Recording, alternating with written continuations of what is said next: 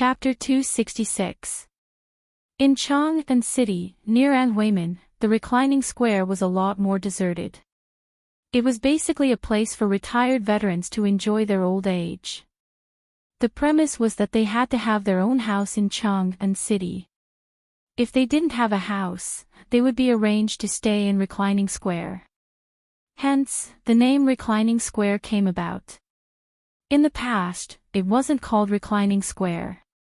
It was called Performing Arts Square. As many veterans stayed there, people jokingly called it Reclining Square, a good place to wait for euthanasia. To the west of Xia Reclining Square, near the Qingming Canal, was the mansion of Navy Admiral Zhang Liang. To the side of the mansion was the Qingming Canal. On the shore, there were magnificent buildings. There were docks, small boats, as well as water equipment used for training. In the filthy river, where piles of feces floated down, it seemed so, what was it? On the other side, a large group of dark-skinned, muscular men with tanned skin as if they had been smeared with tung oil were following behind each other. A group of middle-aged men, who looked like teachers, had their hands behind their backs and were holding large bamboo poles in their hands. They squinted their eyes and stared at the surface of the water. On the other side, a man was leisurely chanting the number. Many times, even though he had already said 10, he seemed to be suffering from Alzheimer's. The next word he shouted would become 2. Who the F***ck was 2. However, all the dark-skinned men stuck their butts out and buried their heads deep in the water. They didn't dare to poke their heads out. At this time, if any unlucky man dared to poke his head out, what awaited him would be fried meat with bamboo poles in the hands of the veterans. At the highest point of the training ground, Zhang Liang stroked his white beard and squinted his eyes at the butts sticking out of the water. He couldn't help but nod. Not bad. Not bad. The quality of this year's batch is not bad. Old Lin. You've done well. When the salary from the Ministry of Works arrives, I'll reward you with 10 taels of silver. Beside Zhang Liang, a man with a mustache and a face full of pockmarks quickly bowed and said, "Thank you, Commander." Zhang Liang waved his hand. "Since you've already retired, you can just call me Old Master in the future. Do you think I won't dare to talk about this Commander-in-Chief outside?" Hearing this, Elder Lin hurriedly knelt on the ground, his body trembling with excitement. In this general's heart, you are still the Commander-in-Chief. It's always one for life. Ha ha ha. Good, good, good. Zhang Liang helped Old Lin up with great relief. However, at this moment, a nimble servant hurriedly climbed up the 30 zhang high platform and hurriedly reported, "Governor, Duke Xing is here." Zhang Liang's eyes flashed. He waved his hand and asked, "What's the matter?" "I don't know, but I saw that Lord Protector Xing had His Majesty's Imperial Edict in his hand and was on his way to the drill ground. That's why I thought it was suspicious and came to report to you in advance." Imperial Edict. Wei Xing actually came in person. What did he come here for? Zhang Liang was puzzled. The Imperial Edict was usually read by someone from the Department of Internal Servants, and he hadn't received an Imperial Edict for many years. What was the Emperor's intention this time? Of course, Zhang Liang knew what had happened in Chang'an City, but the Emperor had come to him at this time. What was the meaning of this? He couldn't see through it. He waved his hand and said, "Send the message. Everyone stop training and wait for the Imperial Edict." Yes. Although he didn't know why. Since the Emperor had issued an Imperial Edict, as an official, he had to accept it. Otherwise, he would be disobeying the Imperial Edict. Moreover, the strange thing was that this time, Wei Xing didn't read the Imperial Edict in the mansion but came to the drill ground. Could it be, did the Emperor know that there were veterans in his mansion? But His Majesty knew about this. Although he didn't know the exact number, he didn't hide it. Strange. All of this was very strange. When Zhang Liang came to the drill ground, a group of greasy black men were standing in line, panting. Wei Zhang's voice sounded not far away. "Brother Zhang. Long time no see." Zhang Liang hurriedly cupped his fists when he heard that. "Prime Minister Wei. I wonder what brings you here today. We haven't seen each other for almost half a year. Let's go to the mansion and have a drink." Wei Zhang, who was wearing a red robe, sighed. "Let's wait for the next time. This time, I'm here to read the imperial edict of the emperor." "Brother Zhang, shall we accept the imperial edict?" "Okay." Zhang Liang cupped his fists. Then, the eunuch from the Minister of Internal Affairs behind Wei Zhang screamed, "The imperial edict is here. Zhang Liang, accept the imperial edict." All kneel. Whoosh! Whoosh! In an instant, the swarthy men all knelt down in unison. Even Wei Zhang was a little shocked. Are these all the soldiers of the Tang Dynasty? But his eyes flashed. Wei Zhang's expression suddenly changed. He read the imperial edict. "By the will of the heavens, the emperor says. Today, I learned that Minister Zhang has 3,000 retired soldiers. This is my mistake. I forgot that you have made great contributions to the Tang Dynasty." Zhang Liang's expression changed. The expressions of all the Marines present, especially those veterans, changed greatly.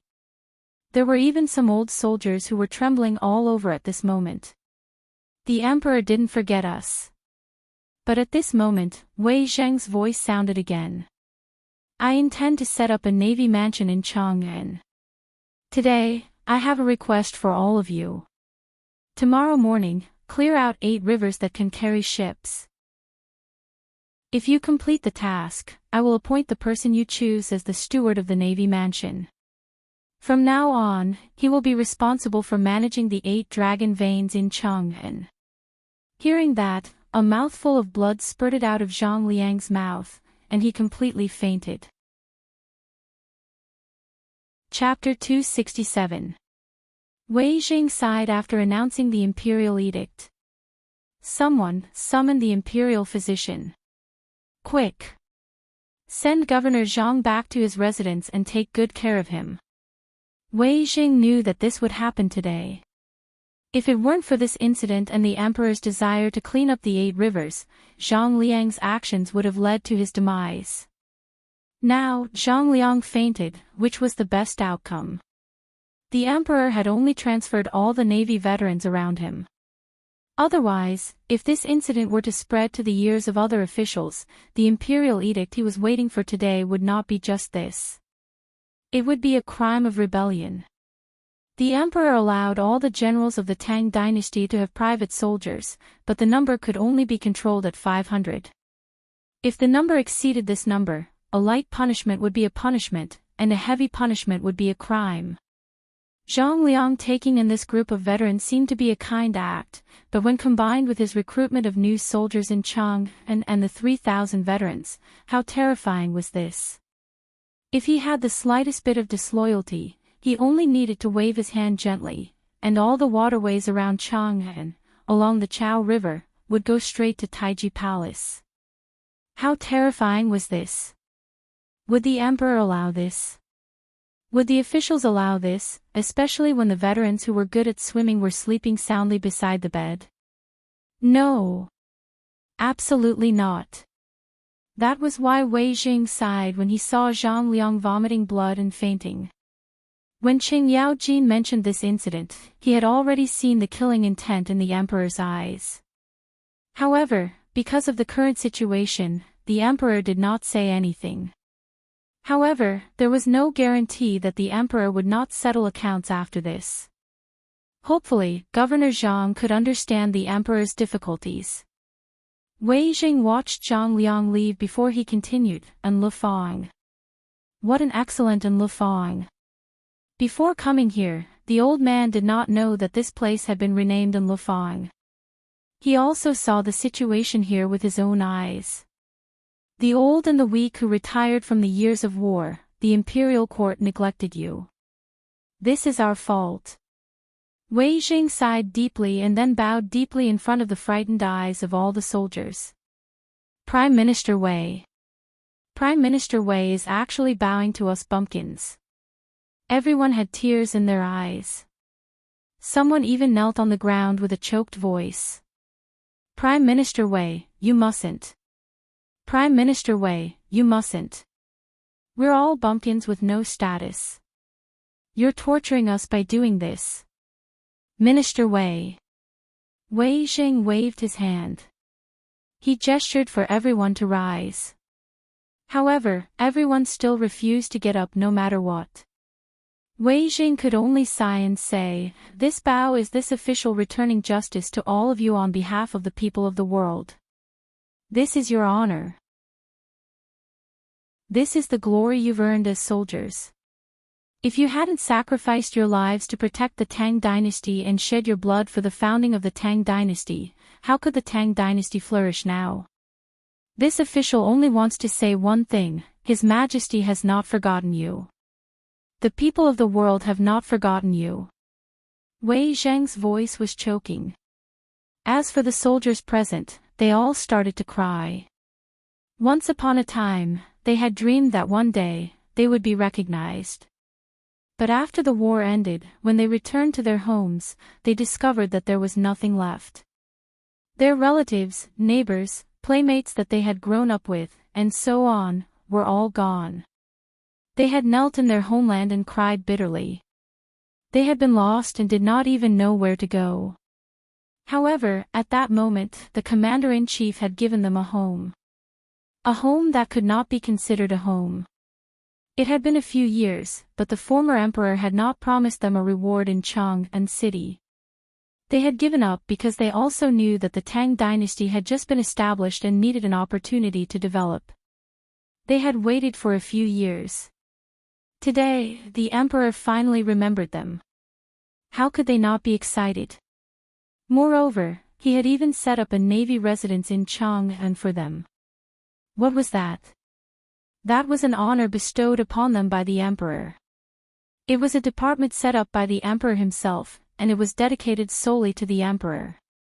At that moment, they suddenly felt that their backs were straightened.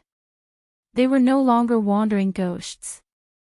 At that moment, they finally found the right to walk freely in their neighborhood and on Chang'an Street with an identity tag hanging on their waists.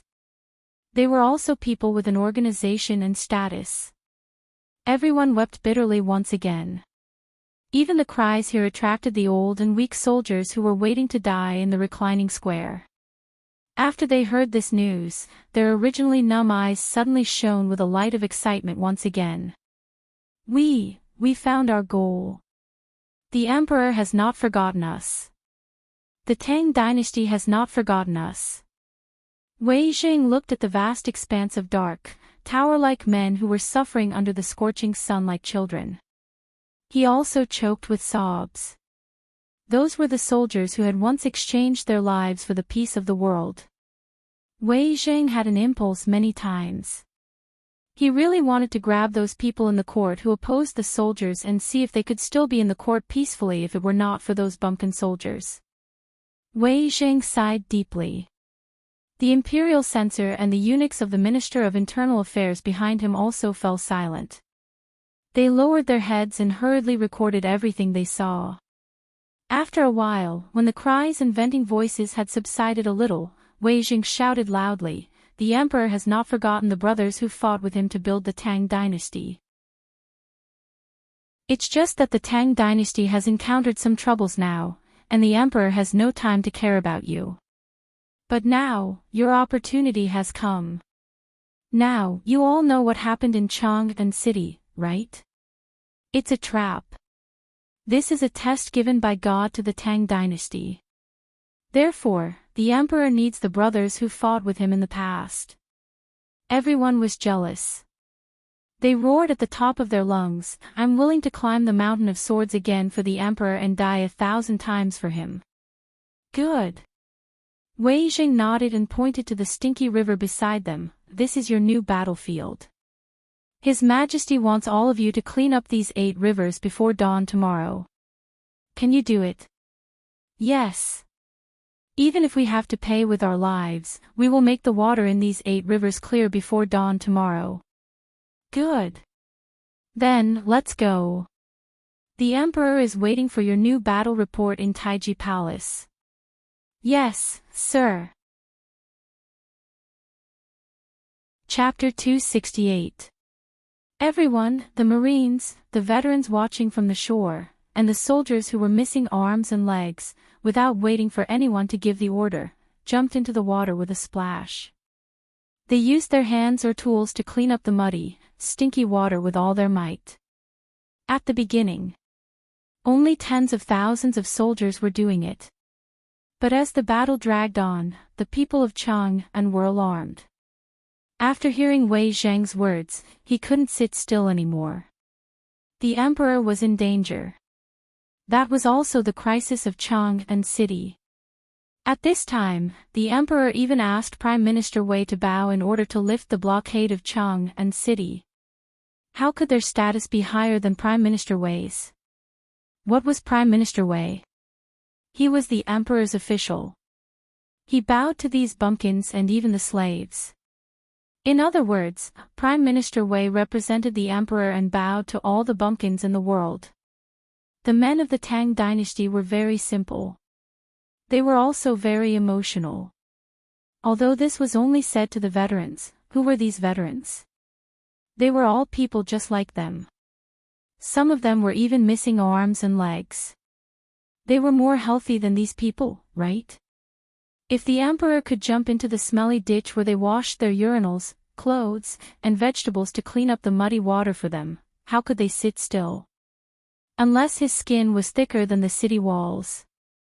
Therefore, on all the streets, groups of old men with crutches were beating gongs to spread the news.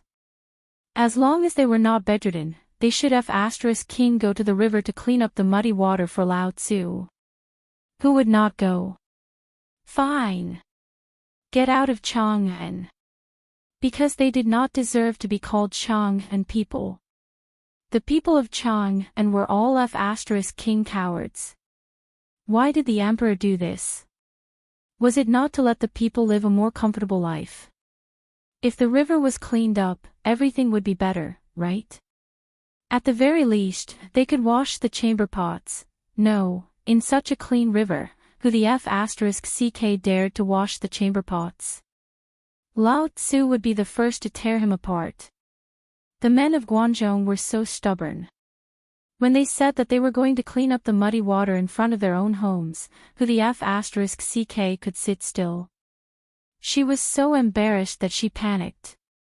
Then, from old men in their 80s to children in their 20s or 13 years old, they all carried it on their shoulders. Then, carrying the basket, he jumped into the river and joined the ranks of those who were cleaning the river. The army in charge of clearing the river started from around 5 p.m. to around sunset. The number of people involved in clearing the river had increased from the initial tens of thousands to more than 100,000. In the end, even if no one reminded them, the merchants could no longer sit still. How embarrassing! The commoners had all gone to clean up the river. Even if they shouted themselves hoarse, no one came to look at their goods. They were even met with disdainful looks from the commoners. Could they sit still? They had poured more feces and urine into the river than the commoners, right? He was cleaning up after them. Aren't they ashamed? Even the ancestors of the family couldn't sit still, so this broom ran out and pointed at their noses, scolding them until their parents panicked. As a matter of fact, all the merchants were urging their servants to jump into the smelly ditch to dig out the feces themselves. In the setting sun, Li Shimin stood in the attic of the 3rd floor of the sleeping palace.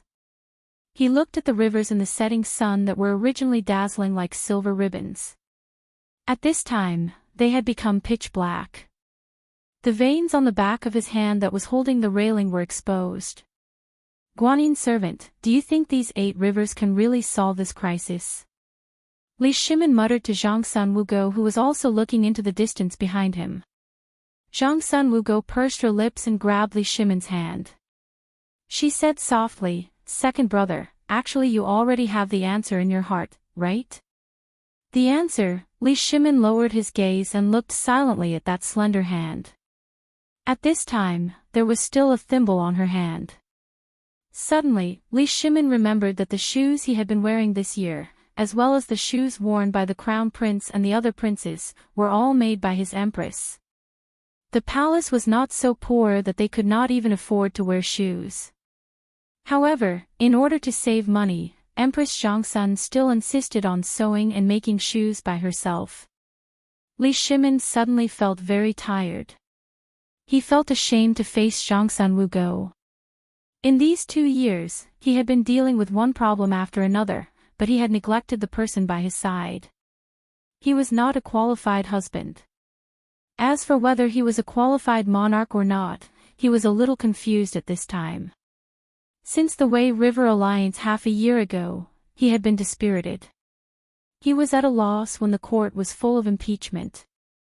It was not until the appearance of Zhang Feng that he found a glimmer of light to revive the Tang dynasty. But, when he was in a hurry to prepare for a big fight, he turned his head and found that there was still a sharp blade hanging over his head. 5 surnames and 7 hopes. This fierce tiger that made him afraid finally showed its ferocious teeth this time. He was very afraid. He was very afraid that everything he had done would be turned into ashes with a wave of the 5 surnames and 7 hopes. Alas! Li Shimin sighed deeply. Rubbing Zhang Sun Wugo's hand, he looked at the red sunset and murmured, "How could I not want to have the answer in my heart?" Chapter 269. Zhang Feng was dumbfounded. Guzi, Zhu Zi, and the others who liked to surround him, as well as old he and the others, had all disappeared. Just as he was taking an afternoon nap under the crooked tree, the people on the street seemed to have suddenly disappeared without a trace. What was going on? Where were they? Zhang Feng stood at the entrance of the empty market, grabbing his hair and looking at the empty street with a dumbfounded expression. He was completely dumbfounded. What the hell, could it be that Lao Tzu was sleepwalking? Or was it a dream? Zhang Feng was really dumbfounded. Even the old scholar who had been squatting under the big willow tree at the entrance of the street, which was big enough for 3 adults to surround, was nowhere to be seen. Other than a dream, was there any other explanation? Quick! You motherf asterisk cur, other people are cleaning the river, but you motherf asterisk cur, hiding in the house and sleeping in the middle of the day. Aren't you ashamed? Your father. He's 72 years old, and he's already carrying a hoe into the river. You, a strong young man, are hiding in the house and sleeping. No, sir, please do me a favor. I still have to work at night. I just got off work today. Just let me sleep for a while. Sleep? Why don't you sleep yourself to death? What time is it now? You motherf asterisk cur, it's almost 9 o'clock. Quick, don't talk nonsense, 2 hours is enough for you to clean up the river's feces. Amidst the waves of cursing and begging, Zhang Feng stared at an old man in the market, who was pulling the night watchman's ear and walking over. Zhang Feng hurriedly went forward, clasped his hands and asked, "Sir, you said you were going to clean the river. These people are going to clean the river." When the old man saw that it was Zhang Feng, he put away the anger on his face and grinned, "Well, it's because we've dirted the river, so the emperor sent those old and weak soldiers to clean the river. How could we stand by and watch? It's so embarrassing." So, we all spontaneously joined in. "You rest, I'm going." Zhang Feng usually taught those little brats how to read. This already shocked everyone. As slaves, how could they afford to hire a teacher? Moreover, it was Sir who took the initiative to teach their child. There must be smoke rising from their ancestral graves. In addition, Zhang Feng was usually generous. Basically, every family had received his kindness, so they would not allow Zhang Feng to go to such a matter. Even if Zhang Feng went, he would definitely be carried back in a matter of minutes. Who was Zhang Feng? That was the best person in the entire city. Moreover, he was a peerless talent. Who would dare to ask him to wash sand in the river? If anyone dared to do so, there would be a group of red-eyed people who would go up and break their legs. Zhang Feng was very depressed. But he was also very curious. This Lao Li's speed was really fast. How long had it been? 6 hours. Or 4 hours. How could he encourage so many people to take the initiative to wash the river? Zhang Feng did not believe in heresy. He paced around the crowd and quietly followed them to the Dragon Head West Canal, which was near the Department of Justice near the Spring Bright Gate. Before he reached the river, he could already hear the clamor of shouting and waves of stench. The river channel was clogged all year round.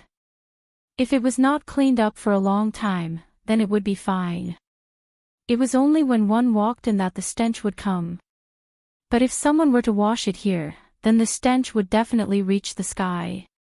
Zhang Feng pinched his nose and stuck his head out from a small alley behind a tailor shop. His eyes widened. What the hell? Good guy. He saw that in the river channel, everyone was bare-chested, sticking their butts out as they dug the mud.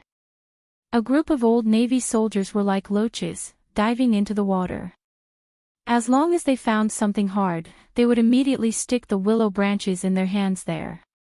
In an instant, dozens of people would rush up, as if they wanted to empty the bottom of the river. On the shore, there were all kinds of porcelain fragments or even intact chamber pots, porcelain, rusty arrow shafts, crossbows, broadswords and bronze swords. They were all casually thrown on the shore. Seeing this, Zhang Feng was drooling. If this was in the future, then these would be priceless treasures. Especially one of the scabbard that was shining with golden light, it made Zhang Feng unable to move his eyes away. This thing was either something that came along with it, or something that was left behind by an important person in some dynasty. This kind of treasure was a scabbard made of pure gold. These simple people, however, did not fight over it. If this was in the future, damn, even a broken tile would be picked up by people in minutes. How could they still see it? At that moment, an old voice rang out from behind Zhang Feng. You're right. You're right. Isn't this shopkeeper Zhang? Zhang Shanren, what are you doing here? This place stinks to the heavens. If you get stained by it, it won't be good. Quickly leave. Zhang Feng was also stunned. Old man, I also want to help. You are all busy, I am just a strong young man, no. The old man was angry. He shouted, someone come. Zhang Shanren is here. A few young men, come and carry Zhang Shanren back. In this place, we cannot let Zhang Shanren's body be stained. Zhang Feng's face darkened. He was really carried away by a few strong men on their shoulders, as if they were carrying a sack. Chapter 270. Dong, dong, dong. With the sound of 3 morning bells. At the dawn of the East, the civil and military officials, after going through layers of inspection in front of the Vermilion Bird Gate, slowly entered the Vermilion Bird Avenue. All the officials had a heavy heart at this time, but there was a group of people who were staring sharply at Wei Zhang and the others, who were standing at the front of the line. If looks could kill, Wei Zhang and the others would have been killed thousands of times. These people were the officials of the 5 surnames and 7 hopes. Last night, they received a secret letter from the Guanlong group. They impeached Fang Xianling for taking advantage of the responsibility of the Ministry of Works to tamper with the currency without authorization. They impeached Zhang Sun Wuji for colluding with the officials and merchants, which led to the current chaos in Chang'an. They impeached the emperor for ignoring the expectations of the people of the world and using all the silver in the national treasury to buy the so-called seafood from Jinla without authorization. That kind of thing is absolutely disgusting to look at. This was the emperor's doing. If it wasn't for Wei Jing, Fang Xianling, Du Ruhui, and Zhang Sun Wuji urging, would the emperor be like this? These people should be killed. At this time, Wei Jing and the others didn't seem to see the eyes of these people. Several people exchanged glances and entered the political announcement hall. Today, the atmosphere in the political announcement hall was a bit strange. No one was like before, whispering in twos and threes. It was as if they didn't see the actions of hundreds of thousands of people in Chang'an last night. In this strange atmosphere, Qing Yaojin finally couldn't resist the feeling of having a knife on his back. The natural military blood made him explode. But just as he was about to burst out, Wei Jing grabbed his hand and shook his head slightly. The emperor arrives. With the eunuch's shout, everyone hurriedly knelt and shouted in unison, "Welcome the emperor! Long live the emperor!" Li Shimin walked out of the back hall amidst the cheers of the officials. However, this time, Li Shimin did not step onto the 9 steps to heaven's staircase. Instead, he slowly walked to the top of the hall and surveyed the crowd. Wei Jing nodded slightly, and Li Shimin's expression finally relaxed. His bloodshot eyes finally let go of the last bit of worry. Last night, Li Shimin did not sleep at all. He couldn't sleep. He didn't dare to sleep until he received news of the 8 Rivers Channel. This was because he knew that something was bound to happen at the morning court. But after seeing Wei Zhang's affirmation, Li Shimin was finally relieved. Everyone, rise. Thank you, Your Majesty. Everyone stood up. However, there were still a dozen officials who remained kneeling on the ground. A murderous intent flashed in Li Shimin's eyes as he asked, "Minister of Taichung Temple, what are you waiting for?" The minister of Taichung Temple and the others hurriedly knelt and said, "Your Majesty, we have something to report." "Your Majesty." Cui Fengjun, the imperial astronomer, has something to report. The Cui family. Approved. Li Shimin's eyes flashed slightly. It seemed that the 8 noble families of Guanlong were on the same side after all. Cui Fengjun, the imperial astronomer, heard the words and said first, "Your Majesty, I have been observing the sky at night and found that Mars shone brightly in the night sky, even brighter than the moon. There must be a demon bewitching people." What? Mars guarding the heart?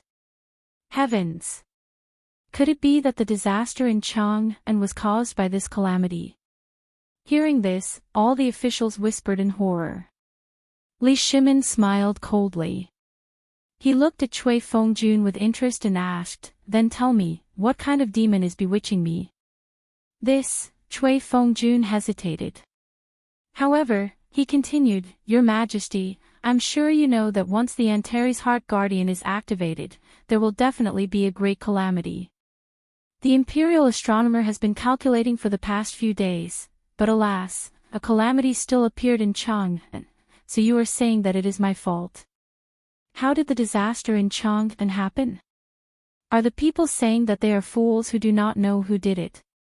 You, the imperial astronomer, are saying that this is Mars guarding the heart. Then I would like to ask you, is this man's fault or is it the fault of the heavens?" Li Shimin was furious. He could no longer hide his murderous intent. Cui Fengjun trembled. The members of the imperial astronomer behind him, the members of the 5 noble families and the Guanlong group, all fell to their knees. "Your Majesty, this man is Prime Minister Wei. We have seen it with our own eyes at the imperial astronomer. All the divination points to one person, and that is Prime Minister Wei. If not for Prime Minister Wei cursing Your Majesty in court, he would have entered the imperial harem many times. This is something that has been strictly forbidden in every dynasty, but Prime Minister Wei and his people turned a blind eye to it and still swaggered into the imperial harem. We do not know why Prime Minister Wei would go to the imperial harem so casually, but this matter must have triggered Mars guarding the heart and caused the disaster in Chang'an. Moreover, this incident in Chang'an started from a rumor. How could the people on the trade route so easily shut down the trade route? This is obviously because everyone has seen Mars guarding the heart and is afraid of Chang'an. That is why they are avoiding it. At this time, only by killing Prime Minister Wei, who has caused chaos in the imperial harem, can the world be at peace. Are you asking me to cut off my own limbs? Very good. Very good. Li Shimin was so angry that he laughed. Wei Jing, on the other hand, was still standing there without saying a word. Li Shimin looked around at the people kneeling on the ground and asked, "Is this what all of you think?" The Taichung temple chief and the others hurriedly said, "We have some spies in Chang'an and have seen Prime Minister Wei, Lord Zhangsun, General Qing, and the others frequently go out of the city in disguise. We even saw Your Majesty. Therefore, we think that it is not right to punish them for this matter." Good. Very good. Is there anyone else who thinks so? Li Shimin shouted angrily. In an instant, a large number of people knelt again. Even the warlords of the Guanlong group in the north knelt when the generals knelt. At this time, there were only about 30 people who were still standing. In the end, Li Shimin's fury could not be extinguished. Just as Li Shimin was about to order the arrest of these people, Fang Xianling suddenly shouted, "Your Majesty! I have something to report." Chapter 271. The person who had been silent all this while. Finally, he spoke. Moreover, he was the person that the officials had been impeaching. At this moment, everyone couldn't help but want to hear what Fang Xianling had to say. Originally, the Ministry of Works was a department controlled by people with different surnames. However, the emperor stood his ground and insisted on letting Fang Xianling come. Wasn't this cutting off other people's source of income? How could this be? Among the hundreds of officials, at least 70 of them were kneeling. They were sure that the emperor wouldn't dare to touch them. After all, they were backed by two powerful figures. Li Shimin wouldn't dare. But at this moment, Fang Xianling came out. Everyone couldn't help but look up and look at Fang Xianling and the others with a playful expression.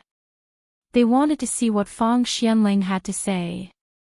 Fang Xianling bowed first and then said loudly, "As for the matters that you have mentioned, I have a different opinion." "Let's hear it." Li Shimin waved his hand and put down the butcher's knife in his heart. "I think that the reform at this time is also a disguised form of benefiting the people. Although the trade routes outside are blocked, it allows all merchants to unleash their potential under such circumstances. I have seen those merchants in Chang'an market. Many of them didn't panic and didn't suffer any losses. Instead, they made a lot of money. As for the new currency, I also have to report to the emperor. All the currency is transported by horse carriage. Not only is it tedious and cumbersome, but it is also easy to wear and tear. The speed of transactions is greatly reduced. Therefore, the emergence of a new currency is inevitable. I have already seen the results of this in Chang'an.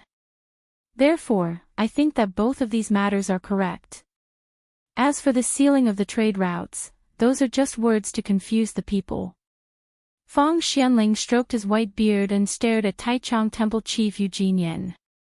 "Lord Yu, were you going to talk about these matters just now? As the chief of Taichung Temple, you don't go to the people to understand. Instead, you talk nonsense in the court. Tell me, are you trying to confuse the people with your lies?" Yu Jinyan stood up, neither servile nor overbearing. He bowed and took out a booklet from his bosom. "Your Majesty, this is the result of my investigation in Chang'an." "No need." Li Shimin didn't even look at him. "Yesterday, I received the results of the Imperial Guard's investigation in Chang'an, as well as the Crown Prince. Therefore, I will naturally distinguish who is right and who is wrong. Prime Minister Wei, they say that Antares guards the heart. Don't you have anything to say? Li Shimin was very angry. How could Wei Jing still be able to stand at a time like this? If it weren't for Fang Xianling, Ma would have already killed him. When Wei Jing heard this, he replied calmly, Your Majesty, this old subject doesn't know what to say. I don't understand what they're talking about. I only know that the heavens are watching. As for Mars being the guardian of the planet, this subject has nothing to say about the face of the imperial astronomer, even if it is forced upon the evil deed of sealing off the trade routes in Chang'an. You, Wei Zheng, don't be presumptuous. The imperial astronomer was established by the emperor to observe the celestial phenomena. Don't anger the heavens. If the heavens punish, no need. At this moment, Wei Jing waved his hand lightly. Just last night, the old man and Lord Yuan Tiangang talked all night, but he didn't say anything. Do you think your knowledge has surpassed Mr. Yuan's? This, Cui Fengjun was speechless. But he blinked and said, How can we compare with Mr. Yuan's talent? He must have been held hostage by you. That's why he said such things. Is that so? Li Shimin wanted to laugh. He waved his hand and said, Yuan Tiangang is here. Cui Fengjun's face completely changed. Even the faces of all the people kneeling in the court changed at this time. They had calculated everyone and everything, but this Yuan Tiangang, with unfathomable skills and knowledge, was highly valued by the emperor. He only served the emperor on weekdays. Even if they wanted to visit him, they had no way to do so. In the words of Yuan Tiangang, they didn't deserve to visit him. But now, it was the fact that Antares was guarding the heart. What would Yuan Tiangang say? Just when everyone's mind was turning rapidly. A grayish-black man with a black and white 8 trigrams pattern on his body, holding a Buddha whisk in his hand, and a Tai Chi yin-yang pattern on his grayish-white hair bun, walked into the hall with a gesture. Yuan Tiangang didn't look at the people kneeling on the ground. He just gave a slight salute to the emperor. Boundless Lord of Heaven. I pay my respects to the emperor. Because I'm checking how to get rid of the filth in the palace, I asked the emperor to forgive me for my rudeness. Li Shimin's expression eased slightly.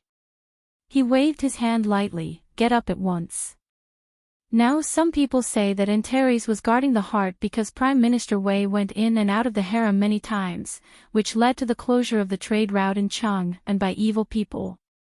What does Mr. Yuan think of this matter? Antares was guarding the heart. Yuan Tiangang was stunned. Your Majesty, I usually meditate on the roof at night. Why don't I see Antares was guarding the heart? Is there another master in the world? No. Li Shimin smiled slightly. He pointed to Cui Fengjun of the Imperial Astronomer and said, It was Lord Cui of the Imperial Astronomer who said that there was a demon in the palace. It was Prime Minister Wei. Hearing that, Yuan Tiangang was amused. Ha ha ha. Your Majesty, please forgive me. I can't help laughing.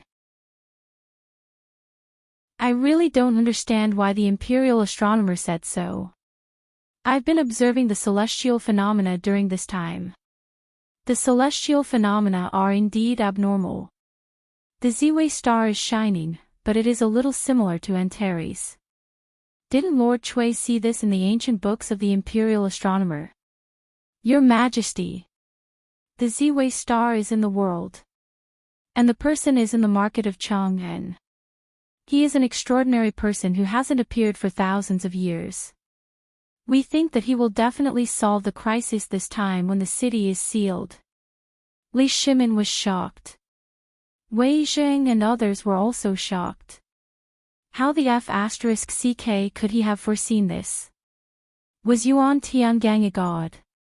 The Ziwei star, wasn't that Brother Zhang Feng? This time, he really was the one who resolved the crisis. Thinking of this, Li Shimin smiled. He looked around and said, Master Yuan is right about this matter. The Ziwei star has appeared. I was almost fooled by your stupidity. Men, drag Cui Fengjun out and punish him with 30 strokes of the cane. There is one more thing that I forgot to mention. What about the city being sealed? Has Chang'an been sealed? Wait and see if the overstocked caravans in Chang and will be sealed in the city. I will remember this account. When the crisis in Chang'an is over, I will have a good talk with you about today's misleading people. Court is dismissed. Chapter 272. The crisis was lifted. So fast. This time, Yuan Tiangang was also shocked. He had not slept for 2 days because of this matter. He had been investigating how to solve the crisis in Chang'an. However, except for the appearance of the Ziwei star, all the clues revolved around this Ziwei star. Did the emperor find this Ziwei star? If not, how could the emperor solve the crisis in Chang'an city so quickly? According to the 9 changes 8 diagrams, all the channels in Chang'an city were blocked. This, as he walked, Yuan Tiangang ignored the greetings of the crowd. His hands were quickly making seals. However, today's seal made Yuan Tiangang surprised. Because, the seal this time, in the land of death yesterday, there was actually a glimmer of light. This, Yuan Tiangang was shocked. Dilemma, what was the solution to the dilemma? Yuan Tiangang thought hard and searched in his heart. He even used the 5 elements algorithm that he didn't want to use the most.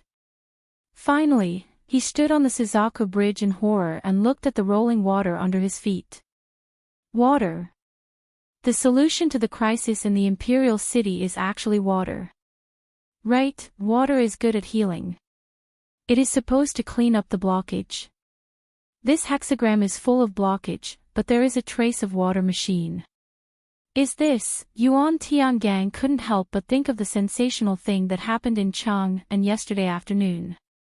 Basically, the entire Chang'an city was involved in a huge project to clean up the river.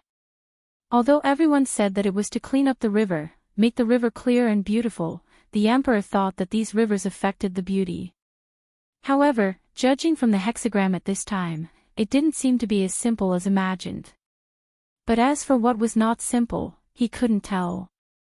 Is this the solution to the crisis in Chang'an? But these 8 rivers, 8 dragon veins. How to solve the crisis? Yuan Tiangang walked away in confusion.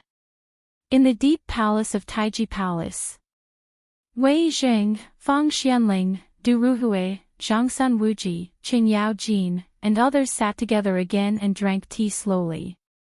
It was as if everything that had happened in the main hall had nothing to do with them. A few moments later, Li Shimin returned to Taiji Palace in high spirits. As soon as they entered the door, Li Shimin waved his hand and asked everyone to sit down. Then he said, "This time, we have openly fallen out with the people of the 5 surnames and 7 Wangs, as well as the Guanlong 8 tribes. Is the river channel really cleaned up this time?" "Reporting to your majesty." Wei Zheng stood up and bowed. "Everything is ready." Last night, the Navy veterans used dozens of boats of different weights to test the river. There was no obstruction at all. "All right." Li Shimin waved his robe. "Then immediately arrange this matter for me. I want to see all the people of the caravan evacuate from Chang'an before tonight." "As you command." Everyone left in a hurry. In the end, Li Shimin stopped Qin Yao Jin and said, "General Qing, this time, I have to trouble you to send your most capable men to personally escort along the way and cooperate with the veterans to ensure the safety of the people along the way. If anyone blocks them, kill them." Qin Yao Jin heard this and hurriedly saluted. "Your Majesty, leave this matter to me. You can rest assured. But there is one thing that I don't understand." "Speak." Li Shimin sat next to Qing Yaojin and asked. If there are people of the 5 surnames and 7 Wangs or people of Guanlong blocking the way, should I fight or not? This, Li Shimin frowned. This time, if he fought, it was tantamount to completely falling out with Guanlong. Now was not the time. But if he didn't fight, what would he do if he encountered them? This was something that Li Shimin hadn't thought of. Although there were many dangerous rivers along the way, these were not a problem. If Qing Yaojin could deal with them, and with the tens of thousands of navy, they would definitely be able to deal with them. However, Li Shimin was still a little hesitant about Guanlong. To fight or not to fight? This was the main problem now. Your Majesty, I have an idea, but I don't know if I should say it. At this moment, little Gizi said hesitantly. Li Shimin's eyes lit up. The reason why little Gizi had always been by his side was that he had followed him since he was young, so there was no need to worry about his loyalty. More importantly, he was intelligent. If it weren't for the fact that eunuchs couldn't participate in politics, Li Shimin would have promoted him to an official long ago. Now that little Gizi had spoken, Li Shimin couldn't help but be interested. Your Majesty, I think that if we disguise General Chang's subordinates as the guards of these merchants, wouldn't that work? Moreover, the people of the military are straightforward and rough, very similar to those servants. They are suitable for fighting in all kinds of terrains and can form all kinds of battle formations at any time. If each merchant group is accompanied by 30 guards, we can ensure that this matter will be foolproof. Approved. Li Shimin didn't even think about it. He directly clapped his hands and made the decision. Qing Yaojin's eyes also revealed a look of understanding. He got up and cupped his fists, saying, I will go now. With the identity of a guard, I am not afraid of anything. Chapter 273. In Zhang Feng's shop. At this moment, Uncle He, Zhu Zi's father, and the best matchmaker in the city were all sitting together in his small tavern, looking at Zhang Feng meaningfully. Zhang Feng's head was about to explode. 3 jugs of wine had already been served. Several plates of dishes had been eaten. He even saw the matchmaker kick a large plate of meat into her pocket. However, they had been sitting there for 4 hours and still had no intention of leaving. How could Zhang Feng not know their purpose for coming? What could they do when the matchmaker was here? Uncle He seemed to think that Zhang Feng's brain was too slow and could only wave his hand to stop him from wiping the counter that was about to be torn. Fengzi, come and sit down. The old elementary scholar will be here soon. Zhang Feng was a little afraid of the old elementary scholar. There was no other reason than that mouth of hers. He couldn't stand it. Why would the old elementary scholar come here for no reason? Zhang Feng continued to play dumb, but he also knew that he could not avoid it.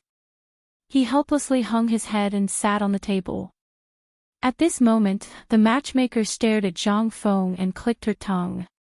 Her mouth was like a cricket's and Zhang Feng almost slapped her. After looking at him for a long time, the matchmaker finally nodded and seemed satisfied. After a while, the old elementary scholar strode into the small tavern and pushed Zhang Feng away with a slap. He sat on Zhang Feng's stool and poured himself a bowl of wine. After drinking a bowl of food happily, he said, I went to see that family. They accepted the gift and I also met their daughter. She is very beautiful and can give birth to a son. Wait! Zhang Feng exploded. He hurriedly asked, Old elementary scholar, you want to get married? Which family's daughter is blind? No, I mean, she has such a good eye for a gentleman and likes you. The old elementary scholar's face immediately darkened. He glared at Zhang Feng but did not argue. Old man is thinking for you. Originally, old man thought that by finding a marriage for you, he could get a free drink in the future. Now it seems that this is what Zhang Feng thinks of the old man. No, no, no. How can that be? You're an old man of great talent and wealth. I'm afraid I can't even catch up to you. Zhang Feng felt a headache coming on. Old Man continued to flatter the old scholar, but the old scholar didn't seem to hear him. He talked to the matchmaker in a low voice for a while, then slowly took out a jade pendant from his chest and sighed. This jade pendant was originally prepared by Old Man's mother for my future wife, but I'm all alone now and I'm afraid there's no hope. So I'll leave it to you, brat. Take it as a congratulatory gift from Old Man. Don't refuse. This piece of jade is rumored to be an antique from the Qin Dynasty. The old scholar's heart ached. Zhang Feng had a headache. Damn it, did they ask for my permission? Lao Tzu hadn't even met that girl, and they already arranged this. F***ck. Uncle could tolerate this, but Lao Tzu couldn't. Old man, wait. Zhang Feng hurriedly snatched the jade pendant from the matchmaker's hand and put it away. I appreciate your kindness, but this matter is about the parents' orders and the matchmaker's words. I've done my research. Your family members are all gone in the flood and landslide. That means that you're the only heir of the Zhang family. Then, this is easy.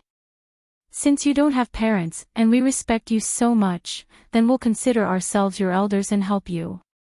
Matchmaker. This is the best matchmaker we've found in Chang'an. When old woman Wang heard that she was going to be a matchmaker for you, she didn't even ask for the money. That's right. Brother Zhang. To be a matchmaker for such a kind person like you is a blessing that I, old woman Wang, have cultivated for 8 lifetimes.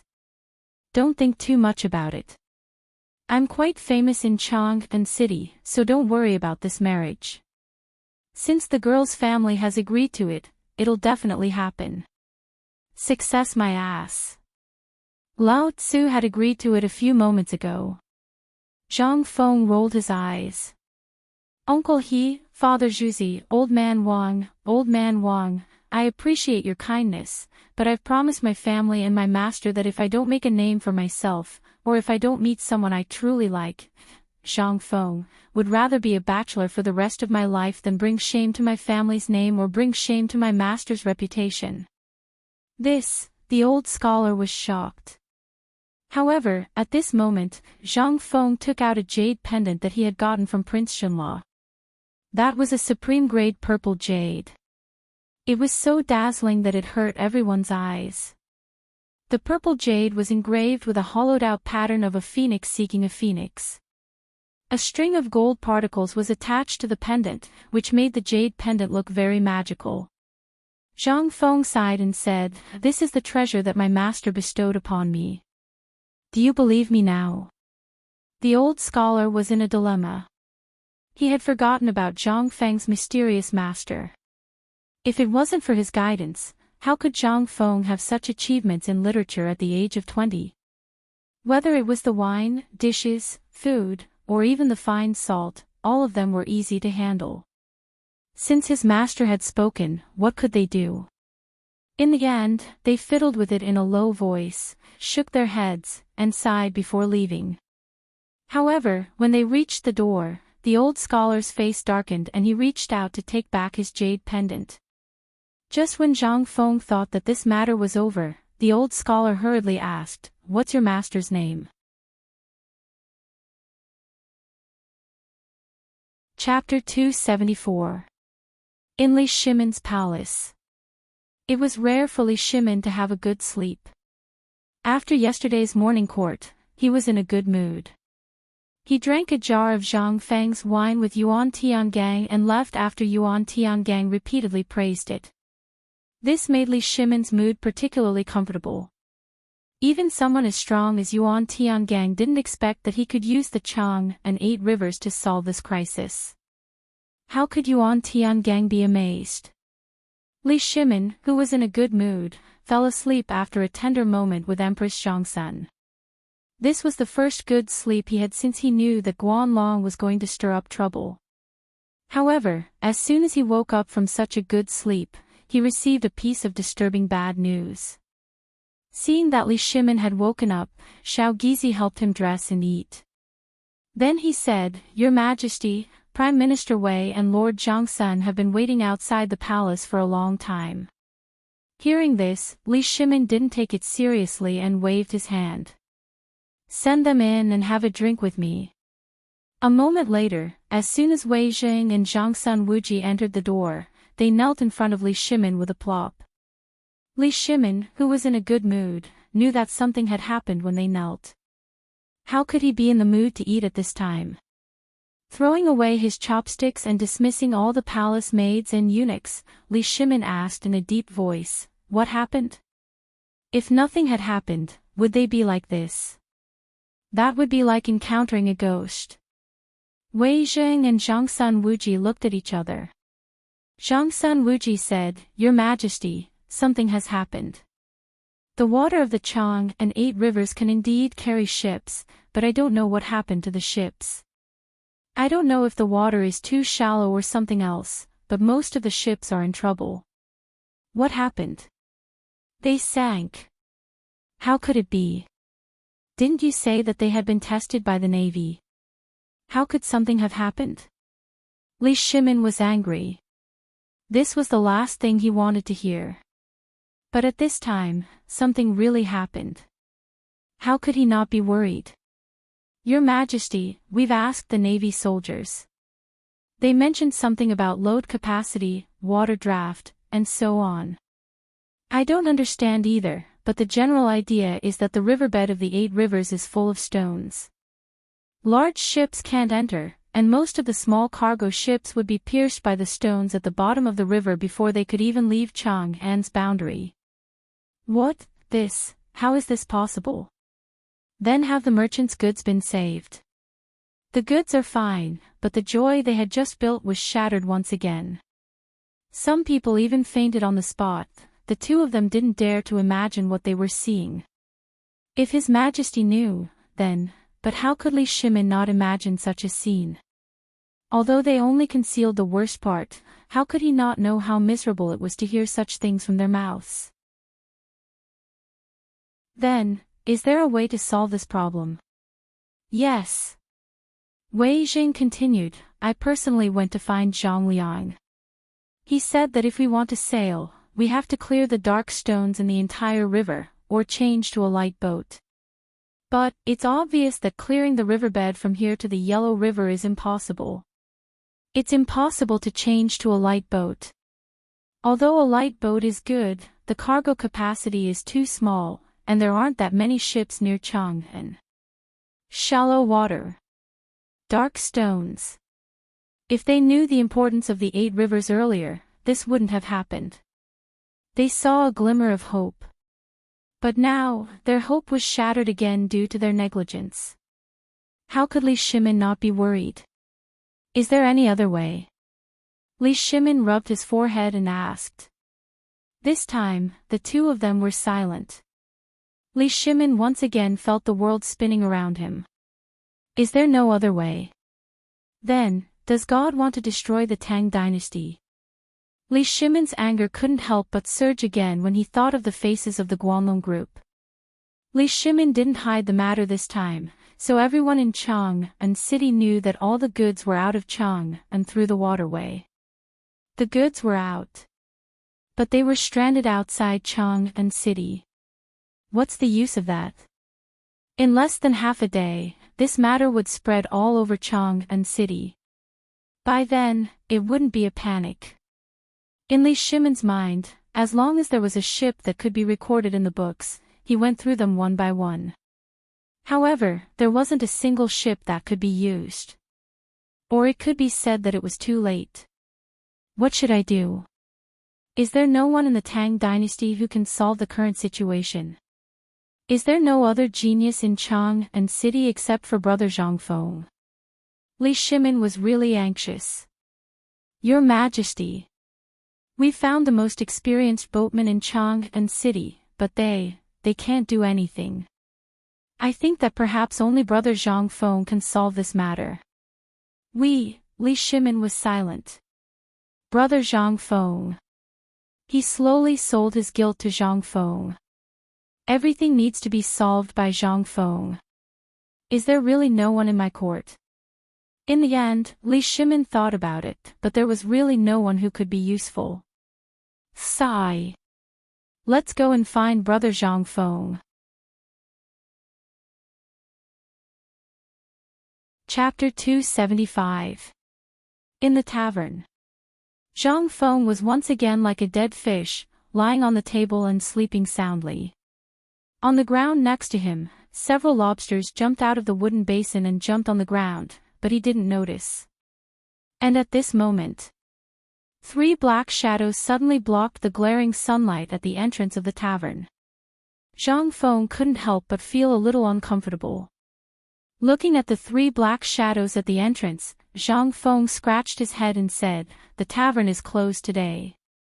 Brother Zhang Feng, why don't you receive me when I'm here?" The familiar voice woke up Zhang Feng, who was about to go back to sleep. "Yo! Lao Li. Have you finished your business? I just heard that the goods in Chang and City have all gone out through the river. Come, sit. I'm going to wash my face and wake up." Zhang Feng got up and went to the backyard to wash his face with cold water. Only then did he go to the front hall refreshed. Li Shimin admired the new furniture and clicked his tongue in wonder. "Brother Zhang Feng, why did you remember to change the furniture? These things are worth a lot." "Yes. These are all changed by your precious son." Zhang Feng spread his hands and pointed at the lobsters on the floor. He asked, "Do you want to eat this thing or not? I'll get you a spicy crayfish." "Whatever you say." Zhang Feng smiled. Then he went into the kitchen. How could he not see the worry on Li Shimin's face? What's going on? The ship had already left Chang'an. What else could go wrong? Could it be that they were blocked by the Guanlong group? That was also impossible. Guanlong also knew the importance of the matter. If they started a war with the Li Dynasty, the ones who would benefit would either be the 5 families and 7 nobles, or the Tubo and Turkic barbarians. They wouldn't be so stupid. However, what exactly had gone wrong with the current situation? Zhang Feng didn't understand. She hurriedly prepared the crayfish and carried the basin out of the kitchen. That enticing aroma still made Li Shimin and the other 2 look at the bright red crayfish in the basin in surprise. This scene made Zhang Feng even more certain that Li Shimin was in real trouble this time. Zhang Feng didn't beat around the bush and asked directly, "Tell me, what trouble did you encounter this time? Don't say that His Majesty declared war on Guanlong. As long as one isn't an idiot, no one will believe it." This, Li Shimin's face stiffened. Wei Zheng and Zhang San Wuji's faces twitched as well. They stole a glance at Li Shimin. Li Shimin rubbed his hands and chuckled. He grabbed a lobster and started chewing without even peeling it. "Well, there's indeed a problem this time, but it's not about the war with Guanlong. It's about the ship. The river has been cleared, but there's a problem with the ship. I don't know if it's because the ship can't bear the weight of the supplies or something else, but the bottom of the ship was pierced by the dark stones in the river after leaving Chang and City." "That's it." Zhang Feng looked at Li Shimin in surprise. He was very suspicious. Was the 5-Tooth warship, such an awesome ship, bragging or something else? If that thing could be built, how could this thing be a problem? Li Shimin almost felt sweet in his heart. He was about to spit out a mouthful of old blood. "That's it. Do you King know that this is making people worried to death? What else do you want?" Wei Zheng and Zhang San Wuji also twitched the corners of their mouths. Brother Zhang Feng was indeed awesome. How could he insult him in front of this master? Is this really okay? Don't you think about it? When you find out the Emperor's identity, how will King survive? They really wanted to see the scene when Zhang Feng found out everyone's identity. How exciting would that be? They didn't know if it was because they were familiar with Zhang Feng or something else, but now Li Shimin and the others were looking at Zhang Feng more and more and wanted to beat him up more and more. This guy was really too despicable. Every time something happened, he didn't talk about it properly. It was as if he hadn't spoken at all. He just had to show off. This was unbearable. Zhang Feng saw the strange expressions on the three people's faces. He touched his nose and coughed dryly. This matter can basically be solved. Now that you found me, your hearts can be at ease. To put it bluntly, this is not a big deal. As long as it's not a war with Guanlong, this matter is not a big deal. But I have a question. Li Shimin asked carefully, what question? He was afraid of Zhang Feng. He was afraid that Zhang Feng would catch him off guard at some point. Zhang Feng peeled a prawn and dipped it in the sauce. Under everyone's fiery eyes, he chewed the prawn and said, the previous dynasty could even make things like the five-tooth worship. I'm puzzled. This is such a simple thing. Can't you think of it? Just say it. What's the solution? Zhang Sun Wuji had completely lost his patience and asked directly. Zhang Feng shrugged and felt bored. Well, it seems that you're really in trouble. Let me ask you, why didn't I see you yesterday? What were you doing? They still didn't play by the rules. Li Shimin's face darkened. He said word by word, yesterday, we accompanied the emperor to think of a solution. Oh. Did you see the emperor? Tell me, is his majesty covered in dragon scales? Puff. Chapter 276. Li Shimin wanted to hit someone. He really wanted to hit someone. During this period of time, his murderous intent was very strong. He really wanted to find someone to kill, but he couldn't. At this time, looking at Zhang Feng's face that deserved a beating, Li Shimin couldn't help but want to punch him in the face. Too despicable. Damn it, all the IQ could be turned into a negative number when it came to Zhang Feng. At this time, Li Shimin finally understood why he could mess with the son of King Junla, the crown prince of Junla. This guy was born a genius. This was a perfectly fine matter, so why did it suddenly involve whether or not he had dragon scales? Didn't you see clearly what I have on my body? However, Li Shimin could only criticize in his heart. He secretly thought that if Zhang Feng entered the imperial court in the future, he would teach him a good lesson. This guy, brother Zhang Feng, let's talk about serious matters. Besides, have you ever seen anyone with scales on their body? Li Shimin said weakly. Zhang Feng's interest waned and he stopped talking. I was still wondering how His Majesty could know everything that I could think of. I thought His Majesty was really a divine dragon in the sky. It turns out that he's still a human. However, it's not bad that he has half of my ability. Today, I, Zhang Feng, dare to bet that there's really no one other than His Majesty who can guess what I can guess. Zhang Feng's flattery made Li Shimin feel comfortable all over. He automatically ignored Zhang Feng's claim that he only had half of Zhang Feng's ability. He was just saying it and couldn't be taken seriously. By the way, brother Zhang Feng, you mentioned the five-toothed warship. Do you mean that you want to use the five-toothed warship to transport goods to Chang'an? But whether it's the Ba River or the Wei River, they can't carry such a heavy ship. Moreover, there are stones everywhere under the riverbed. There's no way to do it.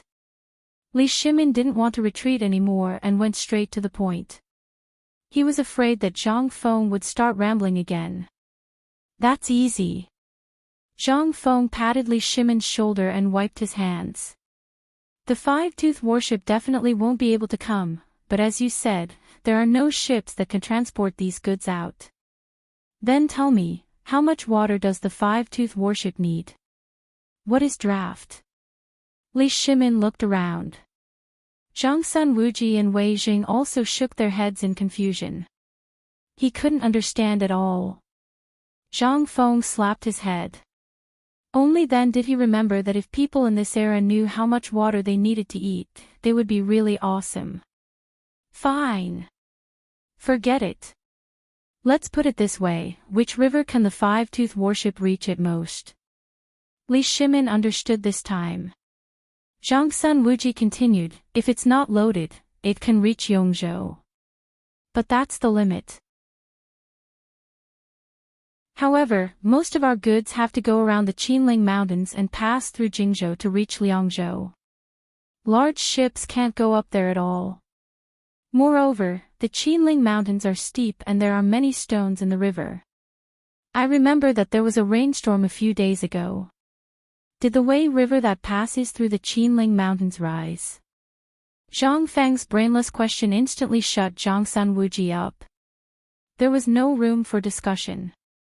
Zhang Feng frowned and said to himself, if that's the case, it's indeed difficult to travel on large ships. But if we change it to a small boat, won't it be different? No. The weight of a small boat is small, and Chang'an doesn't have that many light boats. This method won't work. We've discussed it before. It still won't work. Zhang Feng frowned. After drinking a mouthful of wine, he took a piece of bark from the table and placed it on the wine bowl. Instantly, everyone's eyes focused on the piece of bark. Everything about this table is good.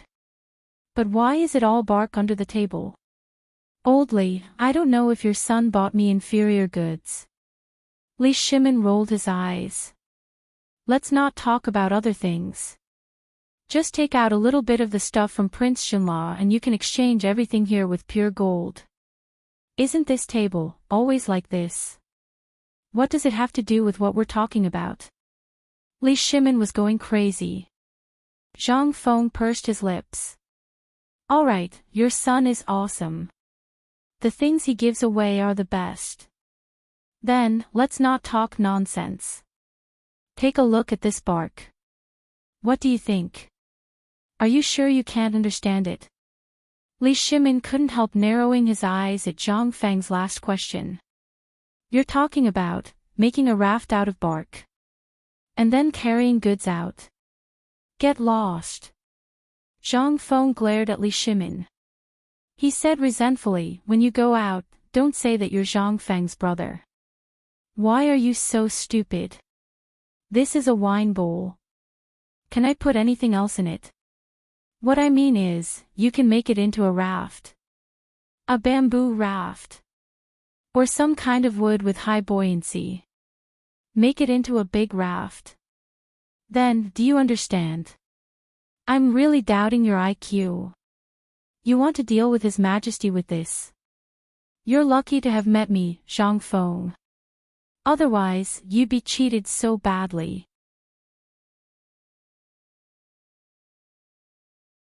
Chapter 277. Li Shimin ignored Zhang Feng's last words. He even automatically filtered out Zhang Feng's last words. However, he remembered the raft incident. Raft? How could I forget such a thing? As long as you can remember this point, I will. Bamboo raft, wooden raft. I don't have any ready-made ones, but I can dismantle the hull of a large ship to make one. This would perfectly filter out the danger of the ship's bottom being smashed by rocks. Why didn't anyone think of such a simple method? Why didn't anyone think of such a simple method at this time? Was it too complicated? Or did everyone's thinking go astray? However, Li Shimin sincerely admired Zhang Feng. At the very least, he recalled Zhang Feng's disdainful question when he first arrived. That's it. Li Shimin felt that Zhang Feng was asking for a beating, but now, I'm the one who's really an idiot. Brother Zhang Feng, is it really possible to do something as simple as a raft? If it's possible, why didn't anyone think of it before? This, how would I know? If you want to ask His Majesty. To be honest, you only need to look at the geese on the water to understand. None of you can think of it. I'm simply... Enough. Li Shimin was flustered. He hurriedly got up to leave. His Majesty is still waiting for this matter. Lord Zhongsun should be coming to my residence to find a solution soon. If there's nothing else, I'm leaving. Sorry for the disturbance, goodbye. Li Shimin finished speaking and was about to leave. Wei Zheng immediately followed. Only Zhongsun Wuji, who was holding a prawn, was stunned. After a moment, he slowly took out an ingot of gold from his pocket and prepared to leave. Zhang Feng was also stunned. Wait! Don't leave yet. Hey! Lao Tzu hasn't finished speaking. When Li Shimin heard this, he slowly withdrew his foot that had already stepped out of the tavern. Zhang Feng said angrily, I haven't finished speaking, and you're already running away. Aren't you afraid of getting beaten up when you go back?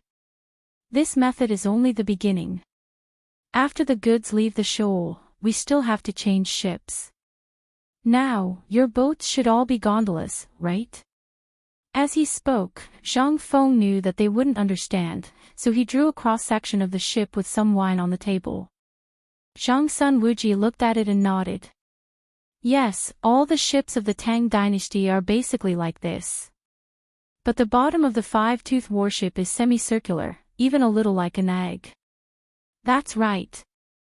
Zhang Feng waved his hand and said, Come and sit, don't be impatient.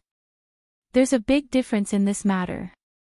The reason why the bottom of your ship was smashed is basically because the surface area of the bottom in the water is too large.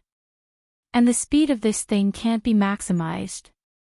If you change the method and change to a ship with a smaller surface area, not only can the speed be maximized, but the probability of the hull being hit will also be greatly reduced. There's such a ship. Zhongsun Wuji was stunned. How can such a ship float in the water? Li Shimin also frowned. He didn't know anything about this thing. Among the three of them, only Zhongsun Wuji knew a little about this thing. Wei Zheng was the same as Li Shimin. He didn't know anything about this thing. At this time, he could only sit on the bench and stare at Zhongsun Wuji and Zhang Feng arguing. Let me explain to you. Zhang Feng patted the end of the bench and motioned for Zhongsun Wuji to sit, and then said, This is the disadvantage of your current ship. All the ships are made of wood. If I remember correctly, you have already mastered the technology of smelting iron, right? If the bottom and the body of the ship are replaced with iron sheets, think about it. Even if there are thousands of enemy fleets in front of you, you only need one iron lump to annihilate them. You didn't think of this point. Iron? This thing can float in the water. Everyone was shocked again. Zhang Feng knew that no matter how he explained, these people wouldn't understand, so he simply waved his hand and said, Follow me. I'll broaden your horizons. While speaking, Zhang Feng got up and took out his treasured iron wine pot that looked like a Coke bottle from the secret compartment of the counter. Then, under Li Shimin's greedy gaze, he slowly walked into the backyard. Zhang Feng calmly poured some water into the iron kettle from one of the water tanks, and then put the iron kettle into another full water tank. The next moment, an incredible scene appeared. The iron kettle was actually floating on the surface of the water. Although it was a little shaky, it basically wouldn't sink. This scene made the three pillars of the Tang Dynasty completely dumbfounded. This pot is made of iron. How can it float on the water? Do you mean to make all the ships like this? But let's not talk about anything else. There's not enough time. And this thing is so small. How heavy will the ship be? Will it really work? Zhang Feng rolled his eyes. Lying down on the recliner in the yard, he said slowly, In the beginning, because of the tight time, I think you only need to make the bottom of all the ships sharp, like a sword or a saber. The blade of the saber will be the bottom of the ship, and the back of the saber can be the deck of the cargo ship. It's that simple. But considering your thing, you only need to cover the bottom of the ship with this thing, and then use it to block the gap. In this way, the speed of the ship will be doubled, and from then on, you won't have to worry about the bottom of the ship being damaged. If you still can't solve this problem, Lao Tzu will eat shit. Chapter 278. In the end, Li Shimin left Zhang Feng's tavern happily.